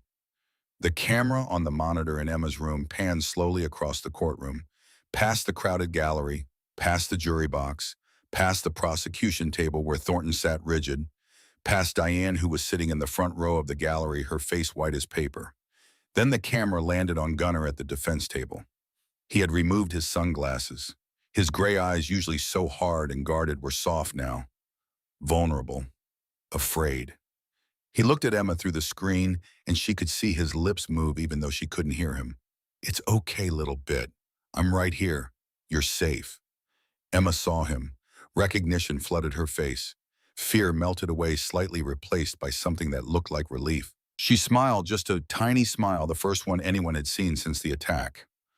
Emma, Judge Waverly asked gently, can you tell us what you remember about that night, about March 15th? Take your time. There's no rush. Emma took a shaky breath. Sarah squeezed her hand encouragingly. Dr. Rothman nodded. Aunt Diane took me to the casino. Emma began, her voice small but surprisingly clear. She said we were going to have dinner, but we didn't eat. Not really. She left me in the car. How long were you in the car, sweetheart? I don't know, a really long time. I counted raindrops. I counted to 1,000, then I counted again. It was cold. I was so hungry. My tummy hurt really bad. I wanted to go home, but Aunt Diane was inside. What happened when Aunt Diane came back? Emma's lip began to tremble. Fresh tears welled in her eyes. She was really, really angry. Angrier than I'd ever seen her. Her eyes looked scary, like she wasn't my aunt anymore, like she was someone else. What did she say? She said I was bad luck. Emma's voice cracked. She said I ruined everything. She said it was my fault she lost money. She said she never wanted me, that I should have died with Mommy and Daddy in the car crash. Several jury members were openly crying now. What happened then, Emma? She pulled me out of the car. I fell on the ground. It hurt. The ground was wet and had rocks and glass. I scraped my knees. Then she started hitting me. Emma touched her head with her good hand. Here and here, she touched her ribs. She hit me and hit me. I tried to say sorry, but she wouldn't stop. Then what happened? Then she started kicking me when I was on the ground. I tried to make myself small, tried to protect my head like Daddy taught me if someone tried to hurt me. But she kept kicking, and I couldn't breathe. And I thought I was going to die. I thought I was going to see Mommy and Daddy in heaven. The courtroom was absolutely silent, except for the sound of people crying. Even the reporters had stopped taking notes. Then what happened, sweetheart? Judge Waverly asked, her own voice thick with emotion. Emma looked directly at the camera, directly at Gunner.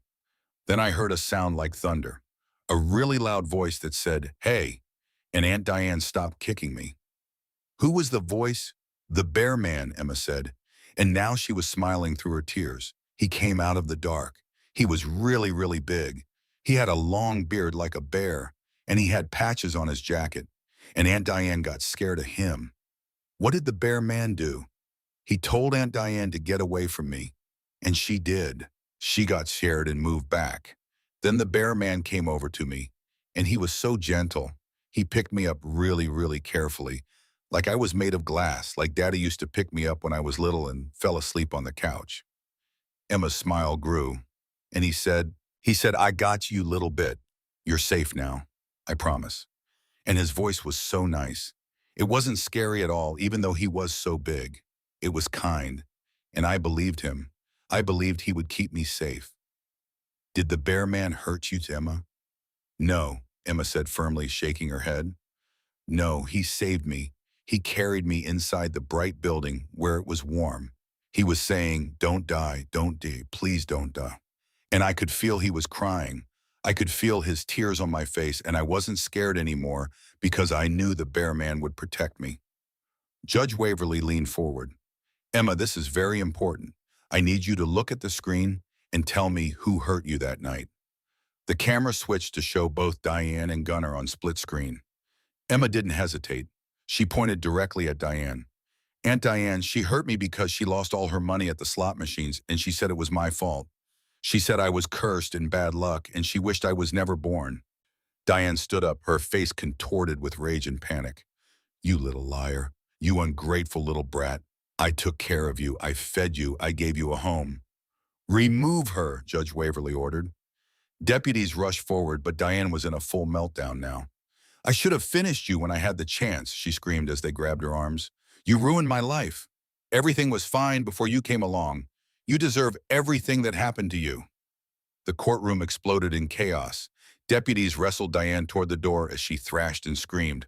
I'll kill you, you hear me? I'll find a way. You're dead. Get her out of my courtroom, Judge Waverly roared, banging her gavel repeatedly. Diane was dragged out, still screaming threats and obscenities. Her lawyer, Victor Brennan, sat at the prosecution table with his head in his hands, knowing his client had just convicted herself. When order was finally restored, Judge Waverly turned back to the screen. Emma had shrunk back in her hospital bed, terrified, shaking. Emma, sweetheart, she can't hurt you anymore, Judge Waverly said gently. You're safe. She's going away for a very long time. Now, can you answer one more question for me? Emma nodded, tears streaming down her face. Who saved you that night? Emma looked at the screen at Gunnar. She smiled, a real smile that lit up her whole face despite the tears. The bear man saved me. Gunnar. He's my hero. He kept his promise. He kept me safe. She paused, then said directly to the camera, directly to Gunnar. Thank you for keeping your promise, Bear. You saved my life. I love you. Gunnar's face crumpled. Tears rolled down into his gray beard, disappearing into the silver. He put his hand over his heart and mouthed back, I love you too, little bit. The video feed ended. The screen went dark. But the impact of Emma's testimony lingered in the absolute silence of the courtroom. No one moved. No one spoke. The only sound was quiet crying from the gallery and jury box. Whelan stood up slowly. His voice was quiet but carried through the entire room. Your Honor, the defense rests. The closing arguments were almost anticlimactic after Emma's devastating testimony. D.A. Thornton tried his best, but his heart wasn't in it anymore. Ladies and gentlemen, we've heard compelling testimony from a traumatized child, but we must remember that trauma can affect memory, that children can be influenced, that the defense has had weeks to coach this child to plant suggestions in her vulnerable mind. But even as he said it, he knew it rang hollow. Everyone had seen Emma's face, heard her voice, felt the truth in her words. Whelan's closing was simple and powerful. You heard the truth from the mouth of a 6-year-old girl who has no reason to lie, he began. Emma Grace Wilson told you exactly what happened that night. She told you who hurt her, who brutalized her, who left her for dead in a parking lot, and she told you who saved her. Whelan walked to stand directly in front of the jury box. Marcus Callahan is not a perfect man. He has a criminal record. He's made mistakes in his life. But on the night of March 15th, he did something extraordinary. Something that most people wouldn't have done. He heard a child screaming, and he didn't walk away. He didn't mind his own business. He ran toward that scream. He put himself between a monster and an innocent child. He saved Emma's life. Whelan looked each jury member in the eye. Diane Crawford is the real monster in this case. The evidence proves it beyond any doubt. The timeline proves she abandoned Emma for hours while she gambled away their rent money. The audio proves she blamed Emma for her losses. The video from her ex-husband proves she has a history of violence. The hospital records prove she'd been abusing Emma for months. Her own testimony, her own words in this courtroom prove her guilt. "I should have finished you when I had the chance." Those were her words, confessing to attempted murder in front of all of you. Ladies and gentlemen, send Marcus Callahan home. He's a hero, not a criminal. He kept his promise to a dying child. He protected the innocent. That's not a crime. That's what we should all aspire to do. The jury deliberated for exactly 47 minutes. When they filed back in, none of them would look at the prosecution table. Several looked directly at Gunnar with something that looked like respect. "Has the jury reached a verdict?" Judge Waverly asked. The foreman stood. He was a man in his 70s, a Vietnam veteran with white hair and hands that had seen hard work. "We have your honor. What say you? On the charge of assault with a deadly weapon, we find the defendant Marcus James Callahan not guilty." The courtroom erupted in cheers from the right side where the veterans and Iron Horsemen sat. "On the charge of attempted murder, we find the defendant Marcus James Callahan not guilty." More cheers. Gunnar dropped his head, shoulders shaking. "On the charge of kidnapping, we find the defendant Marcus James Callahan not guilty." The courtroom exploded. Iron Horsemen roared, hugging each other. Veterans shouted in celebration. The sound was deafening. Judge Waverly banged her gavel, but she was smiling. "Order, order in this court." When the noise finally subsided, she looked at Gunnar. "Mr. Callahan, you are free to go. All charges are dismissed with prejudice." Then she did something unusual, something judges rarely do. She stepped down from her bench and walked over to the defense table. "Mr. Callahan," she said, looking him in the eye, "I want to say something that's not in my usual script. Thank you. Thank you for being in that parking lot that night. Thank you for doing what too many people in our society wouldn't do. You heard a child in danger and you acted. You saved Emma Wilson's life. That little girl's alive today because of you. And for that, you have my respect and my gratitude."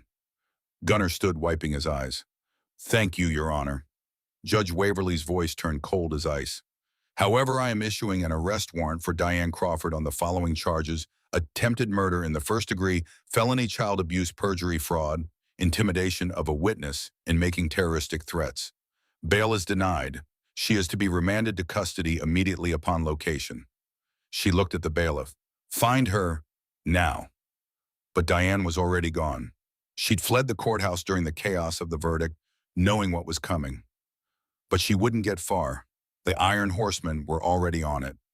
1 hour later, Gunnar walked out of the courthouse, a free man for the first time in 7 weeks. The rain had finally stopped. Sunlight broke through the clouds for the first time in days, casting everything in gold. 30 Iron Horsemen were waiting for him on the courthouse steps, lined up on their motorcycles in perfect formation. When they saw him emerge, they started their engines in unison, a thunderous salute that echoed off the buildings. Reaper, the club president, walked up the steps. He handed Gunnar his cut, the leather vest he'd been stripped of 7 weeks ago, the vest that meant everything to him. "Welcome home, brother," Reaper said, embracing him. Gunnar slipped the vest on. It felt right, like a part of him that had been missing was finally restored. But there was something he had to do first, someone he needed to see. "I need to go to the hospital," Gunnar said. "We know," Reaper said, grinning. "We're all going, every single one of us. That little girl has a family waiting to meet her." 20 minutes later, a parade of 30 motorcycles pulled up to St. Michael's Medical Center. The nurses came to the windows to watch, smiling. Security waved them through. Everyone had seen the news. Everyone knew the story now. Gunnar walked through the hospital corridors with purpose, his boots echoing on the linoleum. His heart was pounding harder than it ever had in combat, harder than it had in any fight.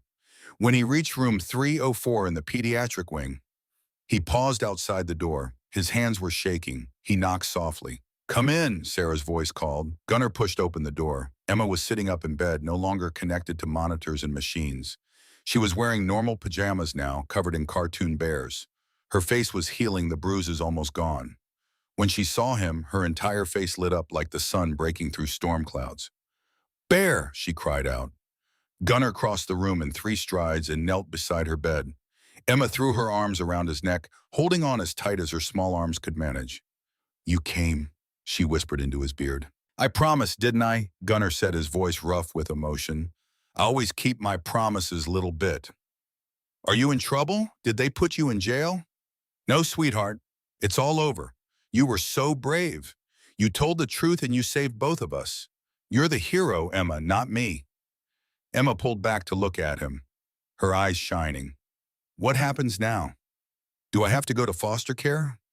Gunnar looked at Sarah, who stood by the window smiling. She nodded encouragingly. "Emma," Gunnar said carefully, his voice shaking slightly, "how would you feel about staying with me if the court says it's okay, if they let me take care of you?" Emma's eyes went wide, filling with tears, but happy tears this time. "Really, forever and ever. Forever and always, little bit." Emma started crying, nodding frantically. "Yes, yes, yes, yes. I want to stay with you. You're my bear. You're my family." Behind Gunnar, the door opened. CPS agent Linda Bowen walked in with a folder under her arm and a smile on her face. She'd been investigating Gunnar for weeks, checking his background, interviewing everyone who knew him, inspecting his apartment. "Mr. Callahan," Linda said, "I've completed my evaluation. And given the circumstances, given Emma's clear attachment to you, and given the recommendations from Dr. Rothman, Sarah Mitchell, and numerous character witnesses, I'm recommending emergency foster placement with you, effective immediately pending formal adoption proceedings." Gunnar couldn't speak. He just nodded, tears streaming down his face into his beard. "Emma," Linda said, kneeling down beside the bed, "is this really what you want to live with Mr. Callahan?" "Yes," Emma said firmly. "He's my bear. He keeps me safe. He promised, and he always keeps his promises." "Then it's settled," Linda said, signing papers in her folder. "Welcome to fatherhood, Mr. Callahan. I hope you're ready for tea parties and bedtime stories." "I'm ready for anything," Gunnar said, smiling through his tears. Outside in the hallway, the Iron Horsemen waited. When they saw Gunnar walk out of the hospital carrying Emma in his arms, they all stood at attention. 30 massive men in leather standing straight and respectful like soldiers at a funeral. Wrench was crying openly, thinking of Cody, thinking that maybe this was redemption for all of them. Maybe this was their chance to do something good to protect instead of destroy. Emma looked at all the motorcycles and all the big men in leather, and her eyes went wide with wonder. "Are they all bears too?" she whispered to Gunnar. "Yeah, a little bit," Gunnar said, smiling. "They're your family now. All of them, every single one." Reaper walked over carrying a small package. He knelt down so he was eye level with Emma. "Welcome to the family, little sister," he said in his gravelly voice. He handed her the package. Emma opened it carefully. Inside was a small leather vest, child-size with a single patch on the back. "Protected by Iron Horseman MC." Emma's eyes lit up. "This is for me." "That means you're one of us now," Reaper said. "Nobody hurts family, ever. You understand you're under our protection." "Ways." Emma put the vest on over her pajamas. It fit perfectly. She beamed. Behind them, a commotion erupted. Police cars pulled up, sirens wailing. Diane Crawford was being dragged out of a motel 3 blocks away where she'd been hiding. She was in handcuffs, screaming, still trying to spin her story. "It's not fair. She lied. That biker brainwashed her. I'm the victim. I'm the victim." Nobody was listening anymore. Emma watched from Gunnar's arms as her aunt was stuffed into a police car. For the first time, Emma didn't feel scared. She felt safe because she had a bear, and she had a family, and they would never let anyone hurt her again. 3 years later, on a sunny Saturday morning in late spring, a black Harley-Davidson pulled into the driveway of a modest house in a quiet suburban neighborhood. The yard was meticulously maintained with flower beds full of roses and tulips. A white picket fence surrounded the property. A bicycle with training wheels removed lay on its side in the grass next to a soccer ball. Gunnar climbed off the bike, his beard grayer now, more silver than dark. His face was more peaceful when the hard edges softened by time and love. He was wearing his cut over a t-shirt that said "Girl Dad" in pink letters. Gunnar, Emma, now 9 years old and gangly with growth, came running out of the house. She was taller, healthier, with bright eyes that sparkled and a smile that never seemed to fade. She wore jeans and her small leather vest over a purple shirt. She crashed into him, and he picked her up, spinning her around like he did every Saturday when he came home from the Iron Horseman clubhouse, where he still worked part-time as a mechanic. "How was school this week?" "Little bit." "Amazing. I got an A+ on my science project about motorcycle engines. Mrs. Martinez said it was the best in the whole fourth grade. She wants me to enter it in the district competition." "That's my girl. I'm so proud of you." Gunnar set her down and ruffled her hair. Sarah came out onto the porch, wiping her hands on a dish towel. She was wearing an engagement ring that caught the sunlight. The wedding was planned for next month. "Dinner's almost ready. I'm making Emma's favorite, spaghetti and garlic bread." "Yes," Emma cheered, pumping her fist. The rumble of more motorcycles filled the air. The weekly family dinner had become sacred tradition. Wrench arrived first, followed by Reaper, then 5 other Iron Horseman members. They parked their bikes in a neat row on the street and walked toward the house carrying gifts. A new book for Emma from Wrench, a stuffed bear from Reaper that was almost as big as Emma. The neighbors waved as they walked by. The Johnsons, the Patels, the Williams family. Everyone in the neighborhood knew the story. Some had been skeptical at first about a biker and his motorcycle club friends, but they'd seen how Gunnar was with Emma, how protective, how gentle, how he'd completely transformed his life for her. Inside the house, the walls were covered with photos that told the story of 3 years of healing and love. Emma's first day of school after the adoption, wearing her backpack and holding Gunnar's hand. Emma's adoption day at the courthouse, wearing a princess dress and a tiara, Gunnar in a suit beside her, both of them crying happy tears. Emma and Sarah baking cookies together, flour all over both of them. Emma sitting on Gunnar's motorcycle in the driveway, wearing his sunglasses that were way too big for her face. Emma's 9th birthday party with 30 Iron Horseman members and their families, the biggest celebration the neighborhood had ever seen. Emma's school play, where she played Dorothy in The Wizard of Oz, Gunnar sitting in the front row, cheering louder than anyone.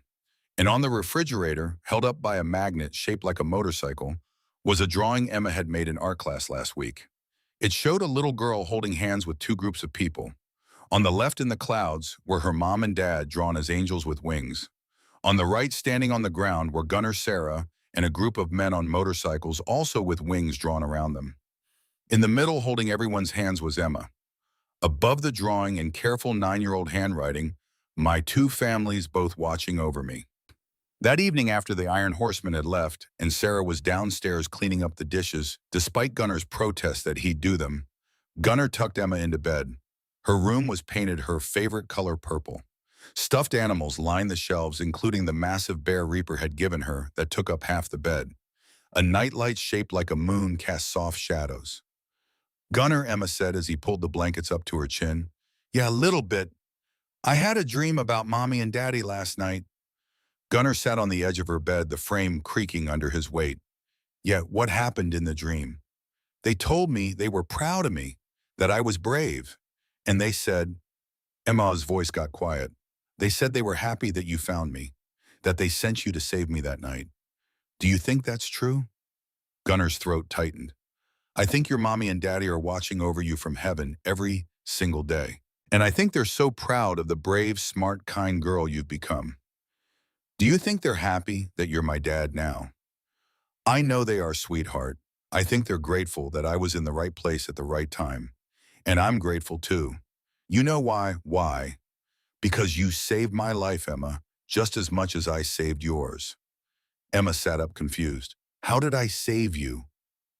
Gunnar smiled, brushing a strand of hair from her forehead. "Before I met you, I was lost. I was angry at the world. I'd lost my daughter Lily, and I didn't think I'd ever be happy again.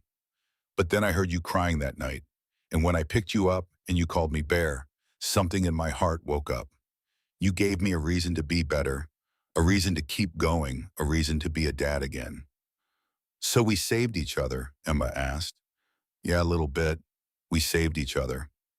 Emma lay back down, smiling. "I like that story." "Me too, sweetheart. Me too." Gunnar kissed her forehead, turned on her music box that played gentle lullabies, and walked to the door. "Gunnar," Emma called softly. "Yeah." Thank you for keeping your promise that night and every night after. Gunnar felt tears prick his eyes. Always will, Emma. Forever and always. He turned off the light and closed the door softly. Downstairs, Sarah was waiting for him on the couch. They sat together, his arm around her shoulders, watching the local news. The anchor was doing a special report, Where Are They Now?, the Emma Wilson case 3 years later. 3 years ago, 6-year-old Emma Wilson was nearly beaten to death by her Aunt Diane Crawford in a casino parking lot. The case captivated the nation when motorcycle club member Marcus Gunnar Callahan was wrongfully accused of the crime. Tonight we have an update on this remarkable story of redemption. And the screen showed recent footage of Emma at a children's hospital charity event, wearing her small leather vest, handing out teddy bears to sick kids alongside Gunnar and other Iron Horseman members. Her smile was radiant. Emma is now a thriving 9-year-old living with her adoptive father, Marcus Callahan. She's an honor roll student who dreams of becoming a pediatric nurse. Callahan and Emma work together with the Iron Horseman Motorcycle Club, which established the Lily and Emma Foundation. The foundation has raised over $2 million for child abuse prevention and has provided support services to over 5,000 victims nationwide. The report showed footage of Gunnar speaking at a fundraiser, looking uncomfortable in a suit, but speaking with passion about protecting children. Diane Crawford is currently serving a 30-year sentence at the Women's Correctional Facility. She was convicted of attempted murder, child abuse, perjury, fraud, and intimidation of a witness. She will be eligible for parole in 2049. Detective Frank Morrison, who investigated the case, received the Medal of Valor for his integrity in pursuing truth over convenience. Tommy Wrench Hayes, a member of the Iron Horsemen, became a volunteer child advocate and has helped dozens of children escape abusive situations. The report ended with a quote from Emma, now 9 years old, from an interview she'd done for a children's advocacy magazine. "Family isn't always blood," Emma had said, her young voice wise beyond her years. "Sometimes family is the people who show up when you need them most. The bear showed up for me, and he's been showing up every single day since. That's what real family does." Sarah muted the TV and looked at Gunnar. "She's going to be okay. Better than okay. She's going to be amazing." "Yeah," Gunnar said, looking at the photos covering their walls. "Photos of a life rebuilt, a family created from ashes. She already is." Outside, the street was quiet except for the occasional car passing. The moon was bright overhead, full and luminous. And in her purple bedroom upstairs, Emma Grace Wilson Callahan slept peacefully, protected by the bear who had kept his promise, and by the family of Iron Horsemen who would ride through hell itself to keep her safe. Because that's what family does. Not the family you're born into, but the family that chooses you when the world turns dark. The family that shows up when you need them most. And sometimes angels don't have wings. Sometimes they have beards and leather vests and motorcycles. And sometimes they keep promises that change everything, forever and always. Diane Crawford was sentenced to 30 years in state prison for attempted murder, felony child abuse, perjury, fraud, and witness intimidation. She is eligible for parole in 2049. Marcus Gunnar Callahan officially adopted Emma Grace Wilson on June 15, 2024. He married Sarah Mitchell in June 2026, and they continue to raise Emma together. The Iron Horseman Motorcycle Club established the Lily and Emma Foundation, which has provided support to over 5,000 child abuse victims nationwide and raised over $2 million for prevention programs. Emma Grace Callahan graduated high school with honors in 2036 and is currently studying to become a pediatric trauma nurse, inspired by Sarah Mitchell and her own experiences. Detective Frank Morrison received the Medal of Valor for integrity and courage in pursuing truth over convenience in the Crawford case. He retired in 2028 and now volunteers with the Lily and Emma Foundation. Tommy Wrench Hayes became a volunteer child advocate, dedicating his life to helping abused children in memory of his grandson Cody and in honor of Emma's survival. Family isn't always blood. Sometimes it's the people who show up when you need them most. And sometimes angels ride motorcycles. Emma Grace Callahan, age 18, from her valedictorian speech, 2036.